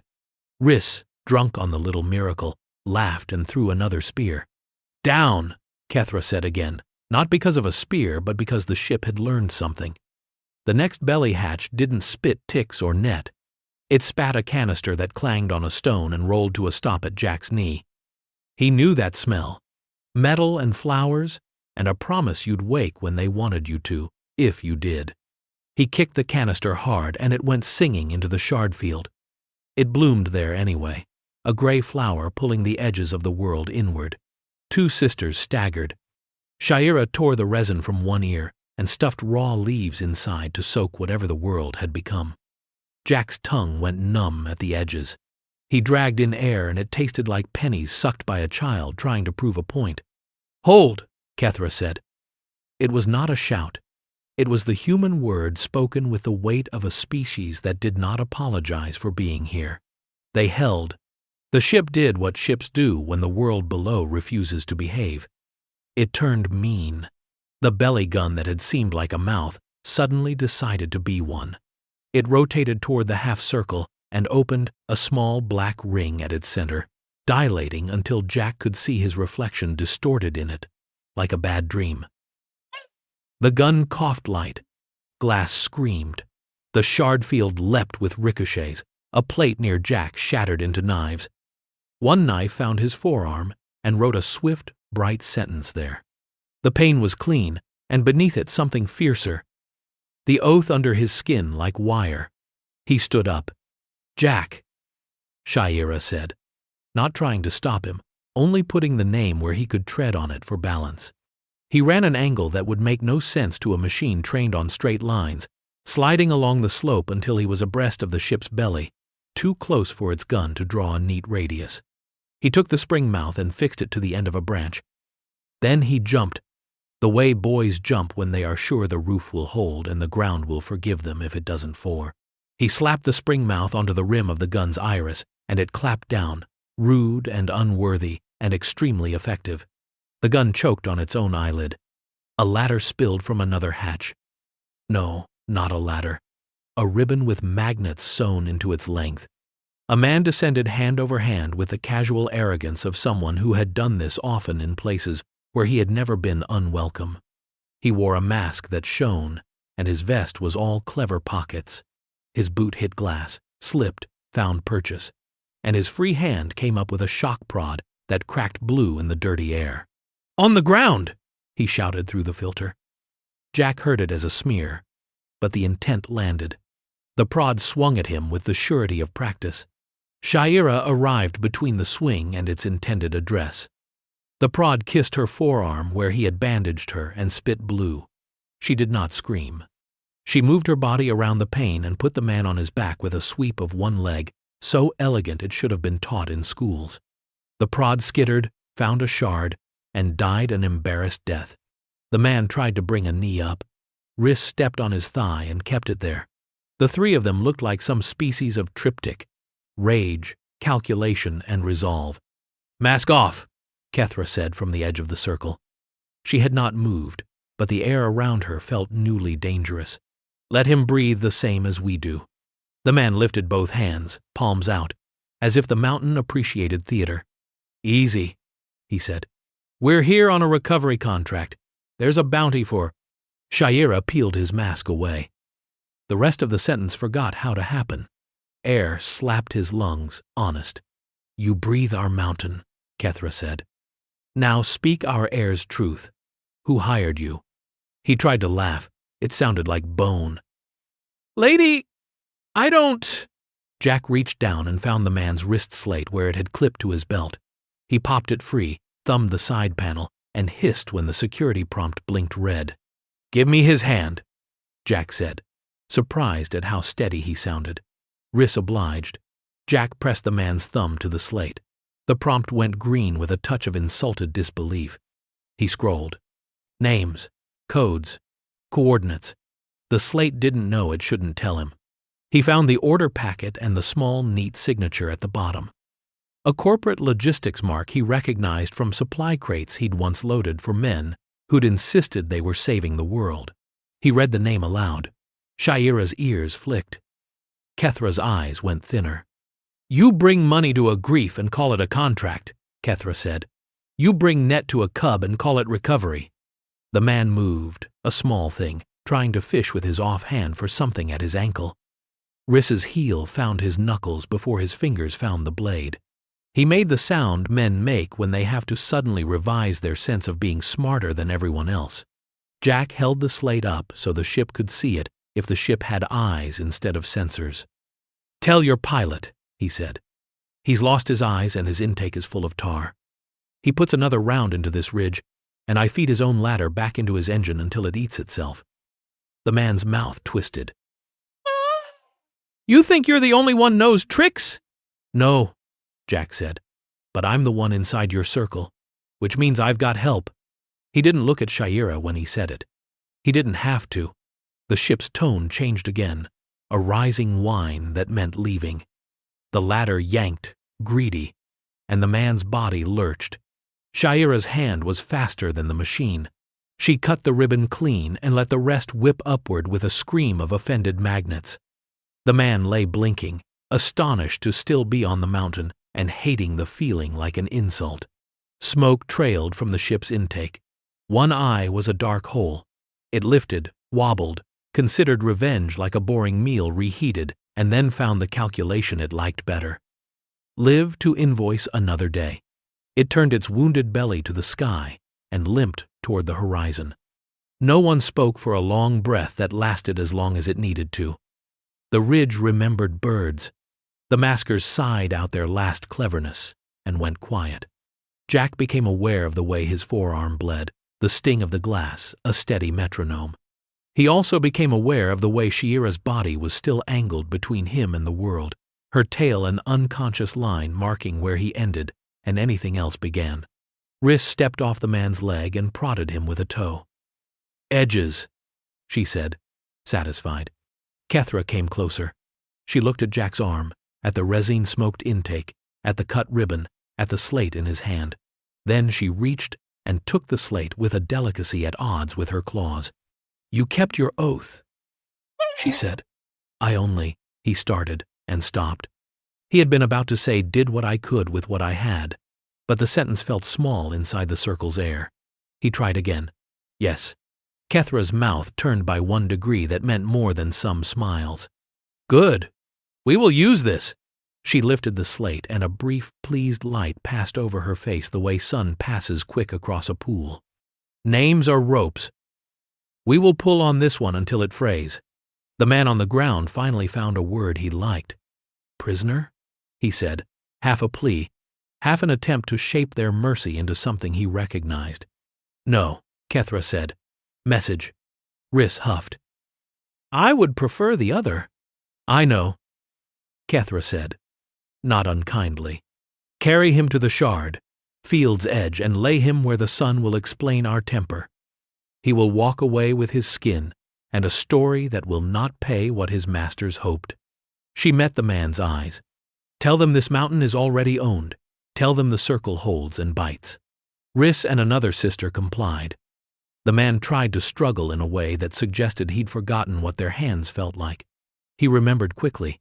Shayera turned to Jack at last. The world's roar had left his head. In its place came a throb that knew his name.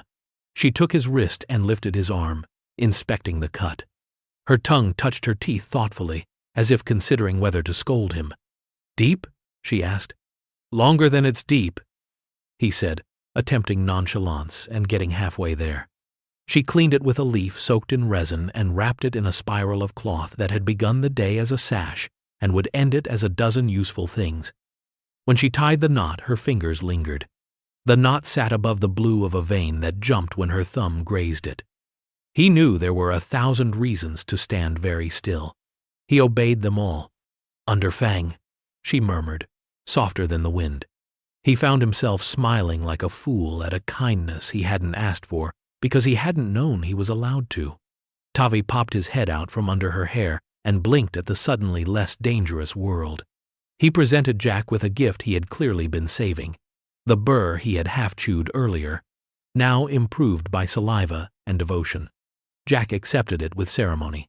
Riss rolled her eyes hard enough to test the ridge's structural integrity, but the corner of her mouth found an upward direction and then tried to pretend it hadn't. They took stock. 2 sisters had burns on their palms where the net had argued with their knives. One had a gash along the calf that would scar into a new story. Kethra's torque had a nick. The edge stone, carried up from the fell for the oath, sat where they'd left it, glowing faintly as if pleased to have been needed. "The ship will not forget us," Kethra said, "nor will those who sent it. We climb to the high places and then away. We will send false songs down to the roads and the river. Jack," she held up the slate, "we will gnaw this until it gives us marrow. You will show us where to bite." "I will," he said. Riss came to stand too close, the way soldiers do when they've decided to like you enough to be rude. "You moved well," she said grudgingly. "For a ground slow." "I'll take that as a compliment," he said. She snorted. "Do!" She lifted her chin toward the shard where he'd cut the harpoon line. "You chose good teeth."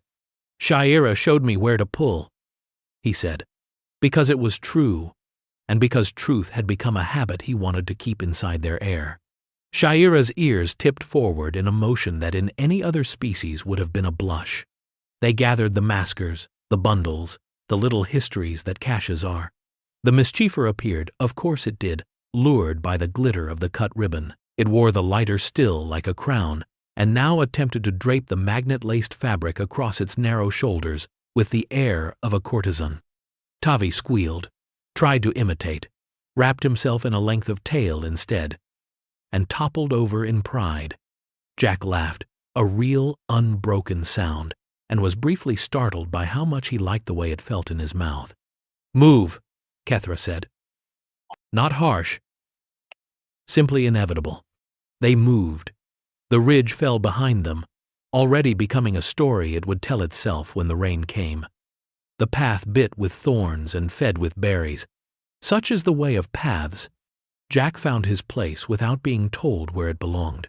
When the land tilted cruelly, Shayera put her hand against his back, as if measuring whether he needed steadying.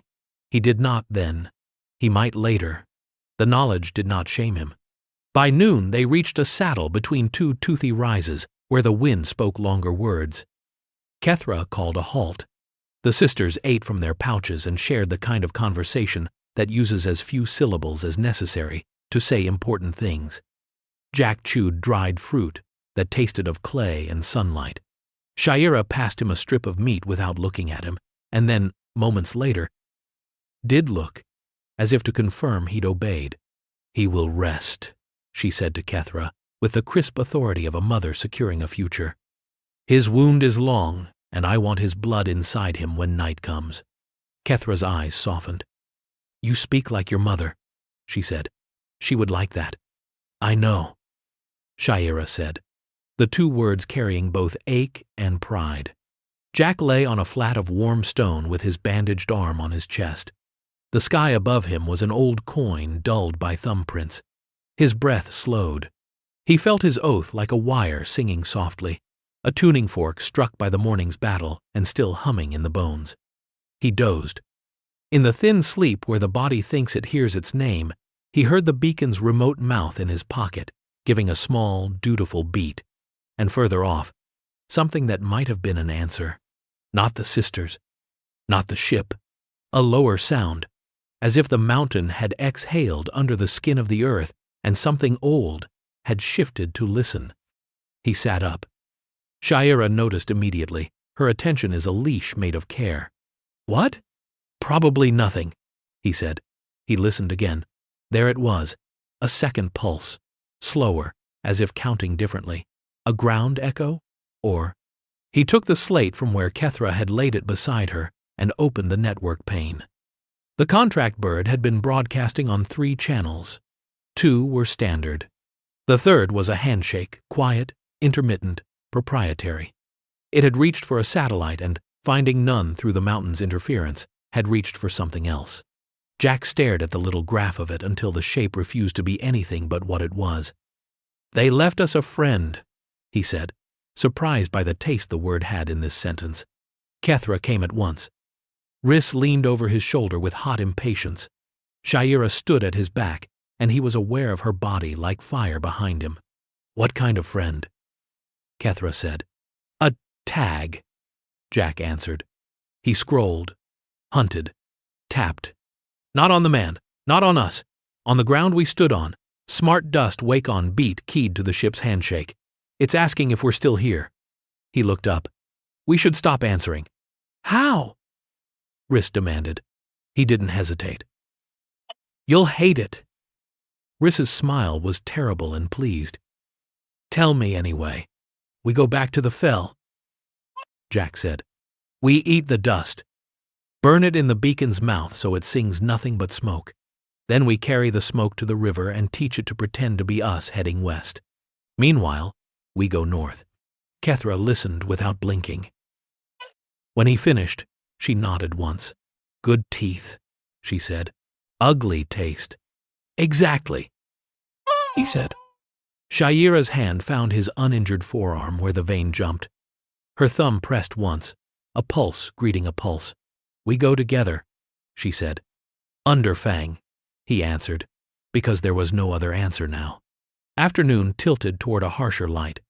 They rose as one body and began to unspool themselves back toward the fell, all of them knowing they were walking toward the place where morning had almost killed them, and walking anyway.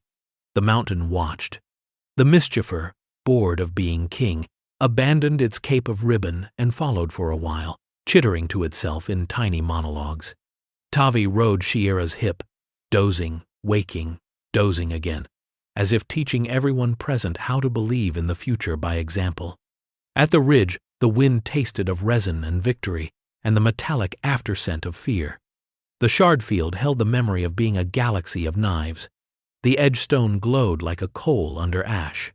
Far off, where the river cut its dark line, the ship had become only a possibility that men would gather around and tell each other lies to make themselves brave. "We'll be quick," Jack said, as much to the ridge as to the sisters. Kethra lifted the slate, showing him the quiet heartbeat of the dust, calling to its absent master. "We'll be clean," she corrected. "Quick comes after." They descended into the fell. Jack knelt and unlidded the beacon's true mouth, then the false. He breathed the devices like a baker testing his oven. He sprinkled iron filings in a patient circle and murmured to coils because coils, like animals and people, do better when spoken to in a voice that assumes they'll cooperate.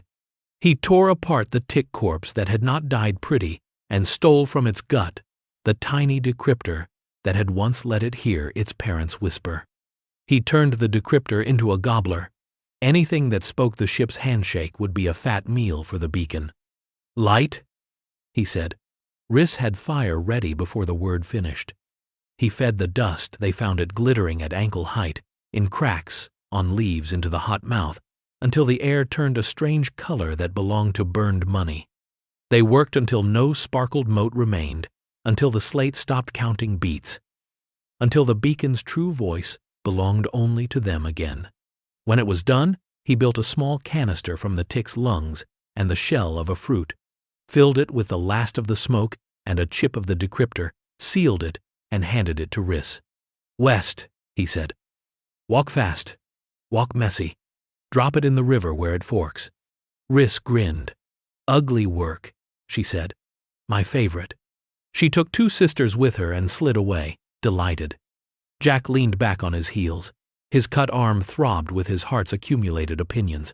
Shaira's hand landed on his shoulder and stayed there. The weight of permission.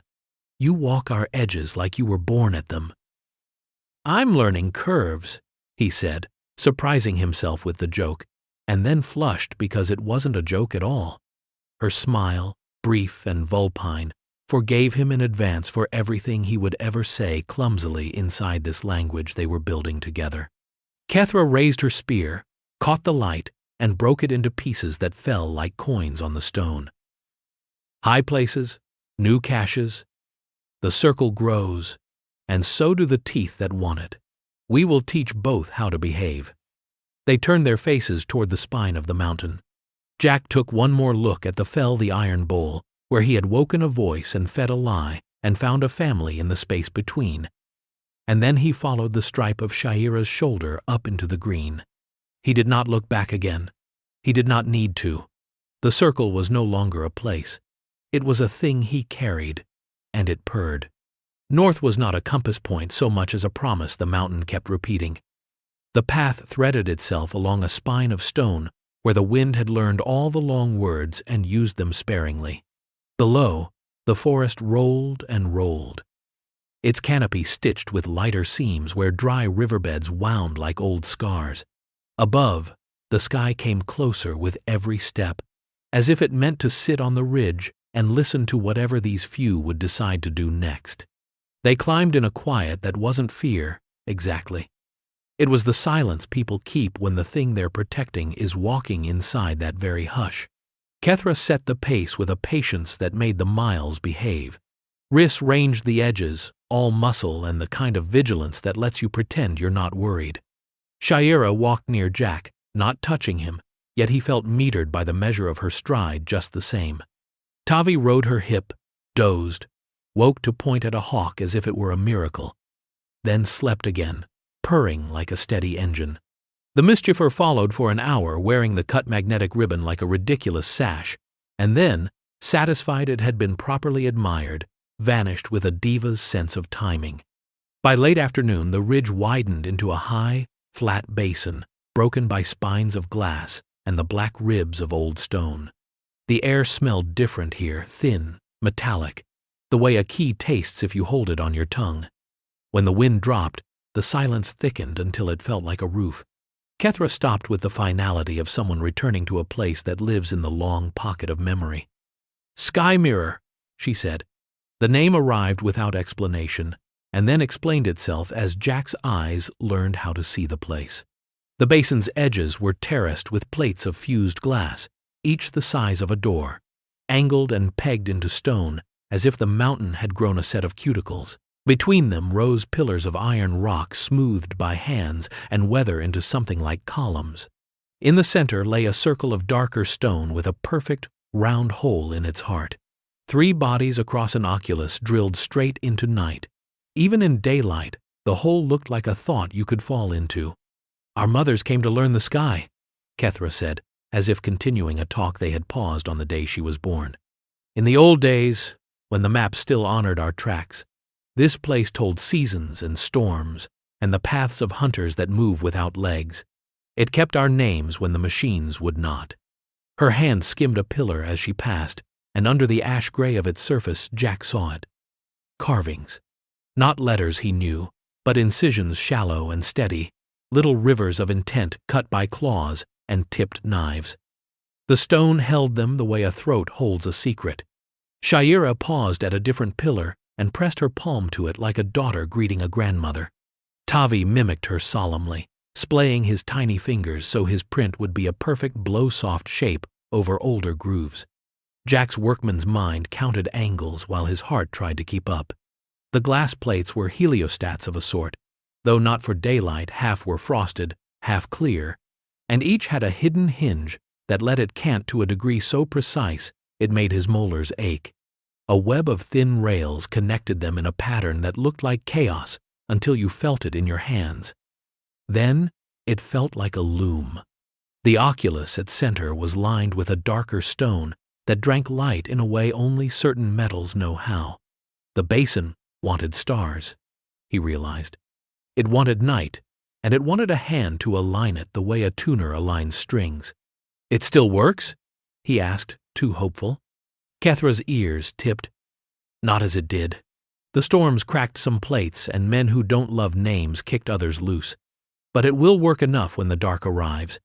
We came because high places keep us safer, and because the night here is thick with listening. We will give it our story, and it will hold it until our daughters need to remember how to be brave.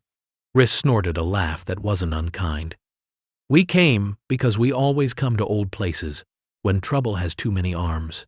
The bones of the world make better walls." Shaira's mouth bent in agreement. "Both truths," she said. They set to the work of arriving. Sisters unrolled sleeping mats in the lee of ribs. Food caches revealed themselves with the kind satisfaction of anything made well and used often. Jars sealed with resin and tied with braid. The braid itself a coat of knots telling what was inside and how much it had been loved. Someone found a coil of copper wire, green with age. Someone else a set of polished stones in a pouch, each a lens of different thickness. The place was part shelter, part memory, part toolbox. Jack felt the old ache of wanting to fix everything at once, and the new discipline of fixing what could be fixed before night. He walked the glass line, palpating hinges, testing pegs, tightening what would tighten. The plates answered like creatures. This one groaned and then settled. That one cracked when he tried to bully it, and he apologized aloud for not listening first.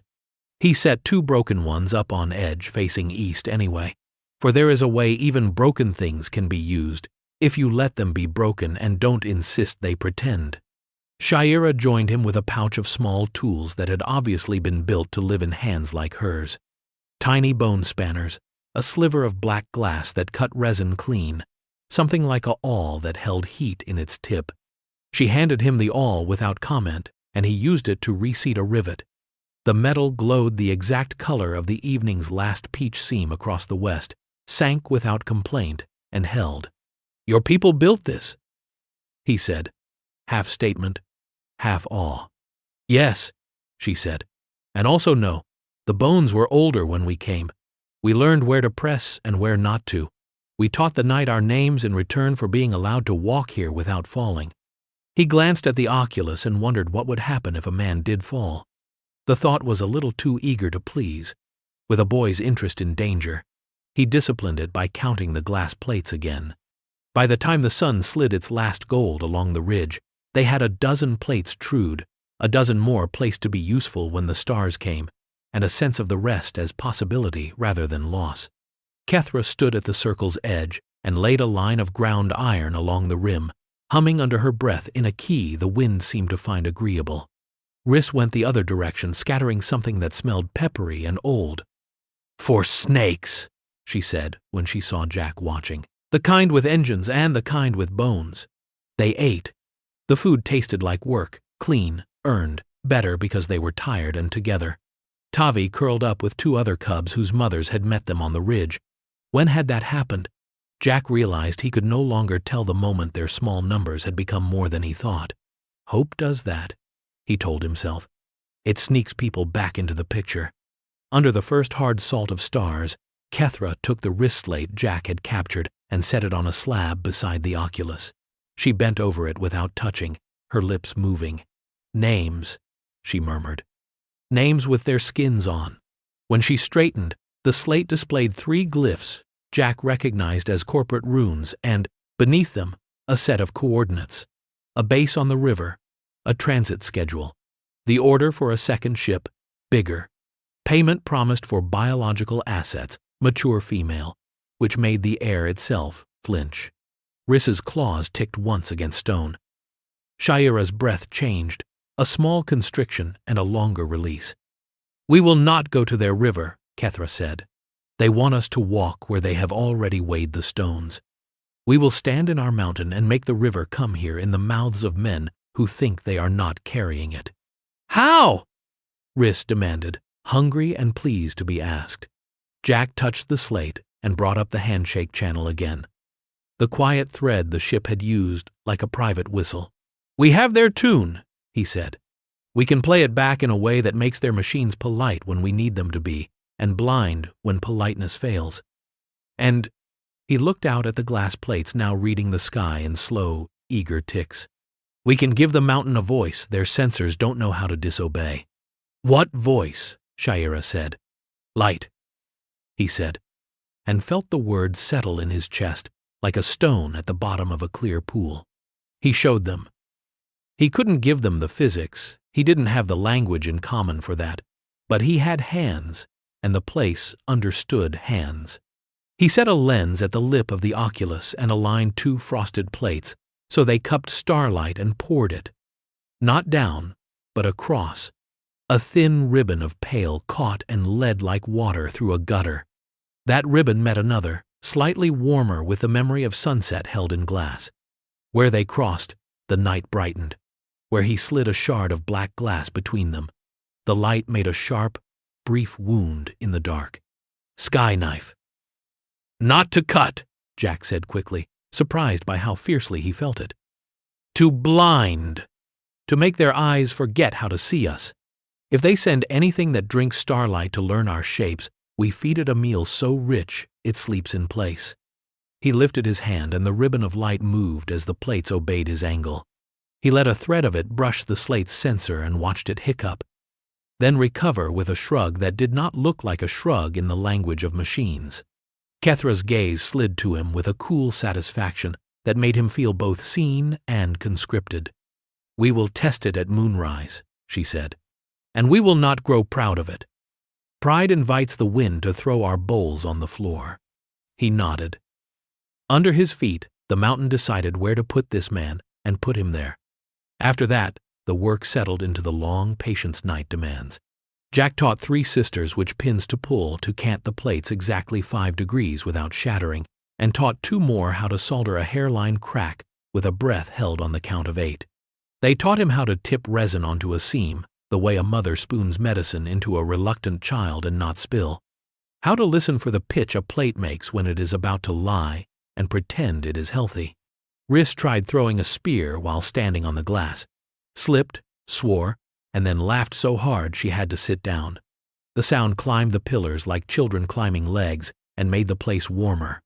When the moon lifted itself over the far ridge, Shaira touched Jack's sleeve and tipped her chin toward the pillar with her palm on it. He followed. The carvings up close resolved into more than names. There were dates, too, if dates can be carved in a language older than calendars. Lines marking season cycles. Small pictograms of storms that had mattered. A series of tiny triangles like mountain teeth that made Jack think of children learning shapes by carving them into cooperative bark. My mother stood here when she took her oath to the circle, Shaira said, voice low, almost shy. She traced a line with one claw, careful not to deepen what was already perfect. She swore to carry the language as far as her legs would go and to bring her cubs back to learn it. She paused. She taught me this place and said, when the sky forgets us, we will remind it by saying ourselves aloud. Jack watched the way her mouth moved around the memory. You remind it, he said, very softly. You remind me. She lowered her head as if to hide inside her hair and then lifted it again, as if remembering she was made for being seen. My mate stood here too, she said. He sang. He did not sing well. A smile tugged at the corner of her mouth the way a child tugs a sleeve, impish, fond. He tried so hard that the mountain laughed and decided to like him anyway. What did he sing? Jack asked, unable not to. A song about knives, she said, and shook her head once, incredulous even now. He believed he was funny. The smile faded into something like weather moving through a high window. He died with his voice in his throat. This is not a place that keeps sound. Sometimes I wish it were. Jack understood too well the inventory of wishes that form when love and death sit at the same table. He didn't touch her. He wanted to. The urge felt useful only in the way a candle is useful in a wind. Instead, he tipped his head until their foreheads were near, not touching, letting the warmth pass between without cost. You have his son, he said. Yes, she said. Then, surprising him with the steadiness of it, and I have you under fang. The words hit him where his breath lives. He couldn't find any of the clever answers he might have offered on another day and another mountain. The truth rescued him from trying. And you have me, he said. She made a small sound, a purr more felt than heard, then turned her face away first, which felt like a gift. Come, she said. Business again, mercy wrapped in order. Show Kethra your star knife trick before the moon goes proud. They showed Kethra, who did not let her approval become a ladder anyone might fall off. They adjusted the plates twice more. The sisters learned which lens to keep for nights when the star in the bear's ear sat lower, which to save for the thin sickle moons that made everything meaner. The sky mirror remembered how to be itself when asked kindly. It was near midnight when Riss returned from the west with 2 sisters and the smell of river mud and schemes. She came into the light like an idea that had already decided to be good, regardless of anyone's opinion. Her hair was braided back with a length of the magnetic ribbon, which she wore like a trophy. She tossed Jack the fruit shell canister he'd made. It was empty. It had learned what it needed to learn and then forgotten on purpose. "The fork took our story," she said. "May the men who follow it get lost in their own footprints." "What else?" Kethra said. "Because there is always something else." Riss's grin thinned. "Convoy on the South Road. 2 trucks, 1 ugly carrier with legs too long for its belly. They smell like debt. The men talk like they hate each other. The sort I like to meet in narrow places. They'll be here by tomorrow's 2nd hour if they don't stop to argue about whose mother named them worse." "Trucks can't climb here," Jack said. "The carrier might." "It will try," Riss said, almost cheerful. Kethra did not glance at the slate. She didn't need to. She had put it in her head and would carry it there until she didn't need to anymore. "We hold," she said. "We use your light and our teeth. We do not kill if not required. We make the men remember what their bones already know, that contracts turn to dust in high places. The plan did not require more words than that. Plans don't, when the ground has agreed to help. They slept in watches. The mountain made an excellent pillow if you happened to be cocky stone. Jack dozed near the oculus, the cut in his forearm throbbing once for every old promise he'd kept tonight. He woke once to Shaira's silhouette against the stars and Tavi's small weight draped across her shoulders like a shawl of belonging. He woke again to Riss snoring in a way that suggested even her rest fought something. He woke a 3rd time because the wind changed and brought with it the particular metallic itch of machinery that believes itself inevitable. Before dawn, the world sharpened. The paler blue that means morning gathered itself at the horizon and tried to be discreet. The first clank of the carrier climbing cut that discretion to ribbons. It came up the south spur smart. That one was easier but stuttered as the path narrowed and the stone turned sly. Behind it, lights bobbed where men on foot tested their courage against rocks that had been a god's idea of a joke. The truck stopped below, engines grumbling to each other like old uncles complaining about bad knees. Jack moved among the plates and set the lenses as he'd shown them, hands sure now. Kethra stood in the circle, spear grounded, as if she had been planted there the night her mother was born and had never once needed water. Riss took a perch above the pinch point where the south spur narrowed to a throat and rolled her shoulders to loosen a fight she planned to keep only as honest as necessary. Shaira laid Tavi among cousins like a jewel in a basket and pressed her mouth to his forehead for a breath longer than discipline recommends. Then she came to stand a half-pace left of Jack, where her body could fall into his without planning if something ugly happened fast. "Under Fang," she said, and it wasn't a ritual anymore. It was direction. "Under Fang," he answered, and it felt like loading a spring that had been waiting for this particular tension to be worth it. The carrier appeared, all jointed impatience and misplaced intelligence. It climbed until the spur told it no. It tried anyway. The right foreleg skidded on smooth rock, caught, buckled, recovered. A man clung to its side in a harness, his face leathered by the sort of confidence that comes from getting away with bad ideas. He raised a hand, and the lights behind him cut. The world going dimmer, without becoming kinder. "Now," Kethra said, very softly.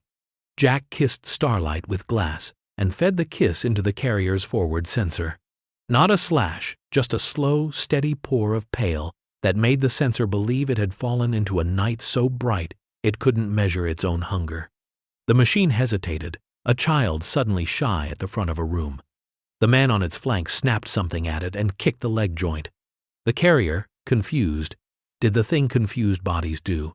It tried to do everything at once. It put too much weight where the rock didn't exist. Its foot went out from under it, and its belly smacked stone in a way that would have knocked the wind out of it had it lungs. Riss laughed. It was not nice. "You brought a spider to a cat mountain," she said. Behind the carrier, men spread in a bad fan. 2 fired upward 3 shots, then 4 half-heartedly. like they were paying a tax to fear. The bullets sparked on glass and went nowhere that mattered. Shaira's ears flattened and then rose again. Kethra didn't twitch.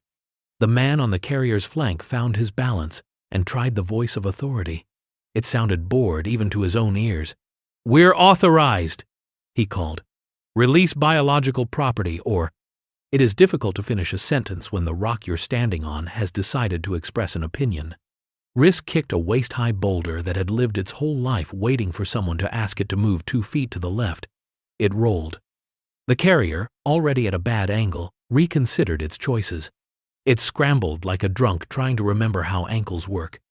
The boulder nudged it where any competent mother would have put a hand to keep a toddler from running into a pond. The carrier slid 6 feet in a slow, humiliating skid and came to rest with its back leg pinned against a rib of stone. "Don't break it," Kethra said, and Riss's answering face was an entire conversation she didn't have time to have.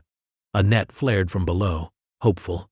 Jack clicked 2 plates at once, and the net hung in a wash of pale, its own filaments overfed with the light they'd meant to reflect. It dropped, sullen and tired, like a bird that has realized gravity is not impressed by threats. Men scrambled. One reached the pinch point and found Shira there without having noticed her get there. He stopped because some part of his body remembered the shape of a larger predator, even if his mind had not met one. He lifted his prod out of habit. She tilted her head slightly and the prod became a very uninteresting object before his hand remembered how to use it. He backed away with dignity practiced for exactly such moments and discovered he did not have quite enough of it. "This is a mountain," Kethra said, not raising her voice because raising voices here made the cliff faces complain. "The circle holds. Leave what is not yours and take the lesson you have paid for." "Lady, we got papers," one called, and waved something that might have been a warrant or a napkin. "There's a reward. We don't want trouble." "Then stop being trouble," Riss called back, gloriously unhelpful. The carrier tried one last heave. Jack fed it a second ribbon of star knife, gentle as a hand over eyes. It sighed. There is no other word for the sound metal makes when it remembers it was ore and would like to be unmade. The man on its side swore in a creative, heartfelt manner that briefly made Jack like him better. Then he cut his harness and slid down onto the spur. Boots, skidding. He glanced at the men behind him. Their faces had the dull, calculating look of people choosing between pride and pay. Pride is lighter to carry downhill. They chose pay. "Back," the man said, and to his credit he did not make a speech. He made a list. "Check straps, keep heads low, watch the left spur, don't step there." His voice had lost its shine and gained a weathered edge Jack recognized from a dozen foremen who had pulled men from under foolish machines without telling them their mothers had wasted their breath. The group began to reverse downhill in miserable, competent inches. The last of them reached the turn and hesitated, looking back at the carrier with something like filial piety. "We'll be back," he called, because men have to say something to put in their mouths when fear tastes bad. "Bring better shoes," Riss muttered. Kethra didn't turn from the circle until the last heel vanished, and the mountain released the held breath it had been stingy with. Then she looked at Jack, at the plates, at the oculus that had taken starlight as if it was nothing and given back mercy in a shape machines could not digest. "You have given us time?" she said. "Time is all I ever know how to buy," he answered, surprised to hear the sadness in the truth, and the way the truth sounded lighter here. Shira exhaled, long, a vibration under it that made Tavi, back in the basket of cousins, turn in his sleep and smile. She set a hand in the middle of Jack's back and kept it there. "Under Fang," she said again. And though the words didn't change, the way they held him did. Riss came down the ridge with the satisfied slouch of someone who has just bullied a geology problem into giving up. "They'll return with a different idea," she warned. "Men like that always do. Somebody will sell them a longer ladder or a prettier lie. Then we teach that idea new manners," Kethra said. She tapped the slate with one claw. "And we find the hand that signs the orders and call it out into a day it does not control." Jack looked at the coordinates again and felt a heat begin to gather in him that was not anger exactly. and not hope. Purpose, maybe. A thing with bones of its own. The signature on the order had been tidy and precise, the ink of a person who had never dirtied their fur on a mountain and never meant to. He had carried men's names as weights before. He could carry this one and find where the rope bit the hardest. The mountain, pleased with the morning, gave them a small wind scented with cold water and iron. The sky, mirrors, plates, settled. The oculus drank the last of the night and made it into a kind of bread to share among the hungry. When the sun finally put both feet on the ridge, Kethra took a bit of charcoal from a pouch, sharpened it with a bite, and handed it to Jack. She touched the pillar Shiera had greeted. "Put your mark," she said. "You stand in the circle. Let the stone tell it for you when your bones are busy elsewhere." He stared at the cliff face, a long breath too long, then found a spot lower than the storm pictograms and higher than the children's mountains. He didn't know how to write himself in their script, so he drew a small shape he had learned as a boy. A circle with 3 notches. The old machinist's sign his father had taught him to chalk on a part that had been tested and passed. The charcoal squeaked. He pressed harder. When he was done, the mark looked small and ridiculous and entirely correct. Shiera touched the new sign with 2 fingers, then touched those fingers to Tavi's brow as if that completed the circuit. Tavi squinted at the mark and purred like a secret. "Among ruins and stars," Kethra said. And it wasn't a title so much as a diagnosis. This is where you chose to keep your oath. Jack looked at Shiera and at the oculus and at the ridiculous sash of ribbon Riss had braided into her hair and at Tavi's serious small face. He had never loved a place he could not repair more. "Then this is where I'll keep choosing," he said. Below them, the men and their carrier and their trucks sorted themselves back into the road's grammar and went grumbling east. Somewhere beyond the folds of land, a city with a river in its mouth woke to commerce and contracts and the neat violence of pens. The slate in Kethra's hand held a name and a route. The circle held a mechanic who had begun the day with no banner and now carried one in his chest. The wind turned and brought the smell of rain that might arrive tomorrow or the day after.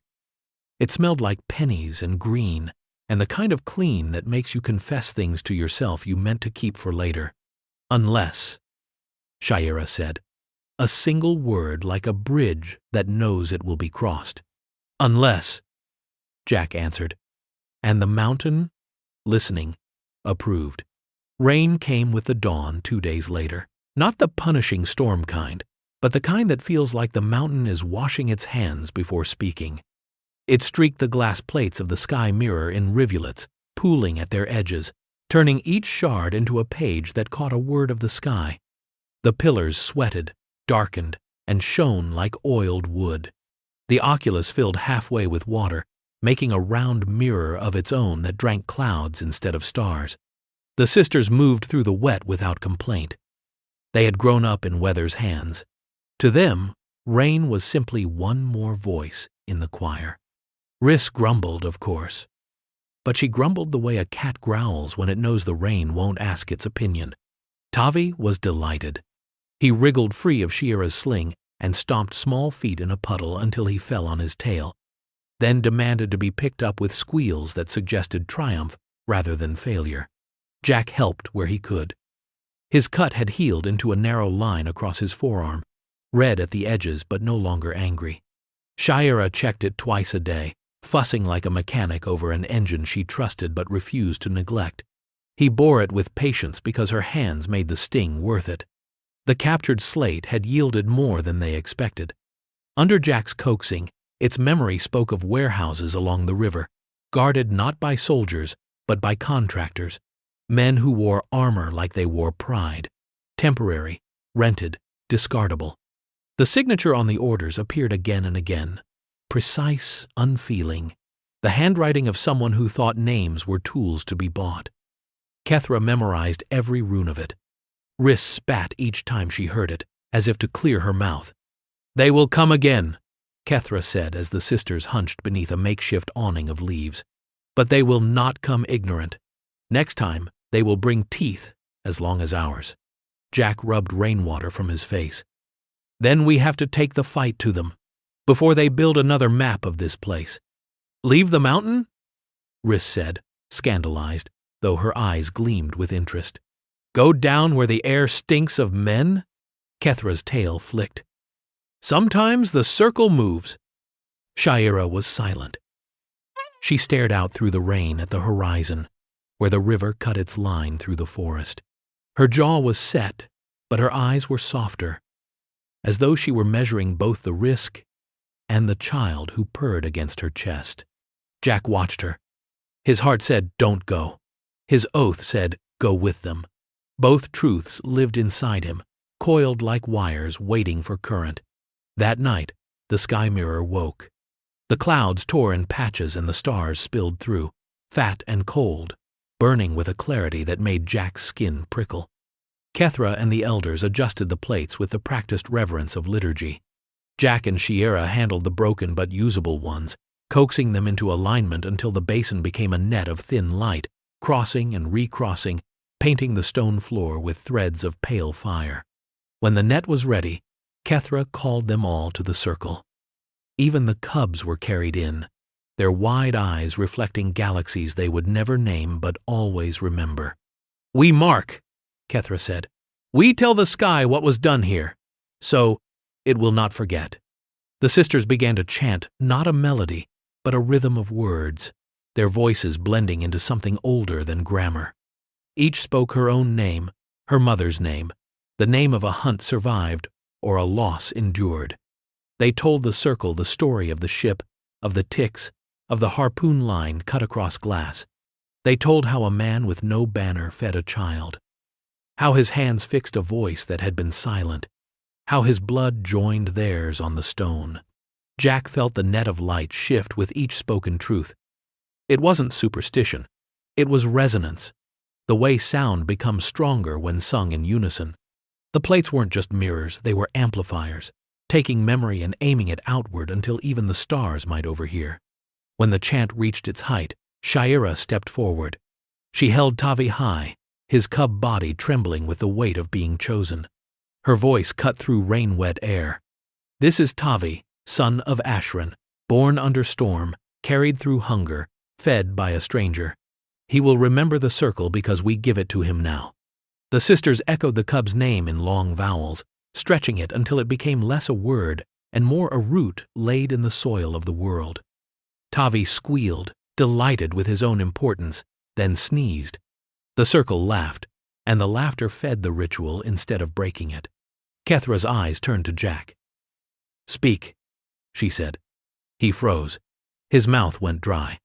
What did he have to offer a ritual that had lasted longer than his entire people's memory of this place? But the stone pulsed under his feet, and the oath in his palm still hummed faintly. A scar that glowed in his imagination, if not in sight. "My name is Jack," he said, voice low. "I was a mechanic's son. I lost my home, my people, my banner. But I fed a cub, and I fixed a beacon, and I stood on your mountain when the world wanted me gone. I don't know if that makes me worthy of the circle, but I swear I'll keep giving it my hands and my heart until the day both break." The words left him raw, stripped, but the plates answered with light. Threads converged at his feet, weaving around him and Shayera and Tavi until the oculus glowed like a second moon. Kethra raised her spear and brought its butt down on the stone. "The circle holds," she declared, and Jack believed it. The days that followed blurred into work. They repaired more plates, scavenged resin, fletched new spearheads from shards of iron glass. Jack spent long hours teaching the sisters how to read circuits on the slate, how to rewire broken maskers, how to bend copper into shapes that fooled signals. In return, they taught him the patient economy of their hunts, how to lay scent lines that sent prey in spirals, how to listen for the difference between rain on leaves and rain on fur. Shayera worked beside him often.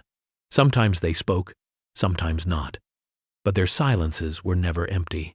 When he asked her to hold a plate steady, her hand always found his without hesitation. When she asked him to hand her a shard, his fingers brushed hers as though it were the most natural thing in the world. At night, when the cubs slept, she would sit with him near the oculus, the stars reflecting in its black water. They shared stories, hers about the songs her mate had sung badly, his about the hum of engines in a workshop long gone. Once, she asked him if he still dreamed of going home. "I don't know where that is anymore," he admitted. She pressed her forehead briefly to his. Not quite a kiss. Not quite not. Then, perhaps it is here. But peace is a loan, not a gift. On the third morning, scouts returned with news. The company had abandoned subtlety. A column was moving upriver trucks, walkers, drones overhead. The slate confirmed it, a fresh packet blinking with the same tidy signature. They weren't just coming for Shiera's family now. They were coming for all of them. Kethra listened, then turned to Jack. "You gave us time. Now you give us choice. Do we run again, or do we break their teeth here?" The sisters waited. Even Riss's scowl was taut with expectation. Jack looked at Shiera. Her gaze was steady, fierce, but not pleading. She had already chosen her place. It was his turn. He thought of the oath cut into his palm, of Tavi's paw pressing down on it, of Shiera's blood mingled with his on the stone. He thought of the mountain, of the sky mirror, of the stars overhead waiting to be told a story worth keeping. He drew a breath. "We fight, not because it's easy, because the circle deserves to be more than a hiding place. It deserves to be a home." The silence broke like glass. "Yes," Shiera said, her voice the first flame. "Yes," Riss echoed, her teeth bared. Kethra struck her spear on the stone. "So be it. The mountain will remember." They prepared through the day. Jack built decoys from broken ticks, giving them false beacons to follow. Riss lined the spur with traps disguised as loose stones. Kethra drilled the sisters in lines of defense, their voices rising and falling in unison like a tide. Shiera stayed with Jack, her presence a constant gravity. Once, while adjusting a plate, she caught his hand and pressed it flat to her chest. Beneath fur and muscle, her heart thudded strong and steady. "Remember this," she whispered. "If the sky takes you, remember this beat. It will lead you back." He couldn't answer. His throat was too full. He only pressed his forehead to hers and let silence carry what words could not. That night, as the column's lights flickered on the horizon, the sky mirror blazed. Stars poured down, bent by glass, sharpened by lenses, woven into a net of fire. The oculus glowed like a second sun, casting their shadows long and fierce across the basin. Jack stood among them, his scarred hand tight around a shard of iron glass sharpened into a blade. Shiera stood at his side, Tavi safe among cousins behind them. Kethra raised her spear high. Riss crouched on the ridge, ready to spring. The engines drew closer. The night held its breath. The circle waited. Jack's chest rose and fell. He felt fear, yes, but also something deeper, something he hadn't felt in years. Belonging. He looked at Shiera. She looked back, her golden eyes bright as stars. Together they whispered the same word. Unless. The circle endured, and whatever came over the ridge next, it would find them ready.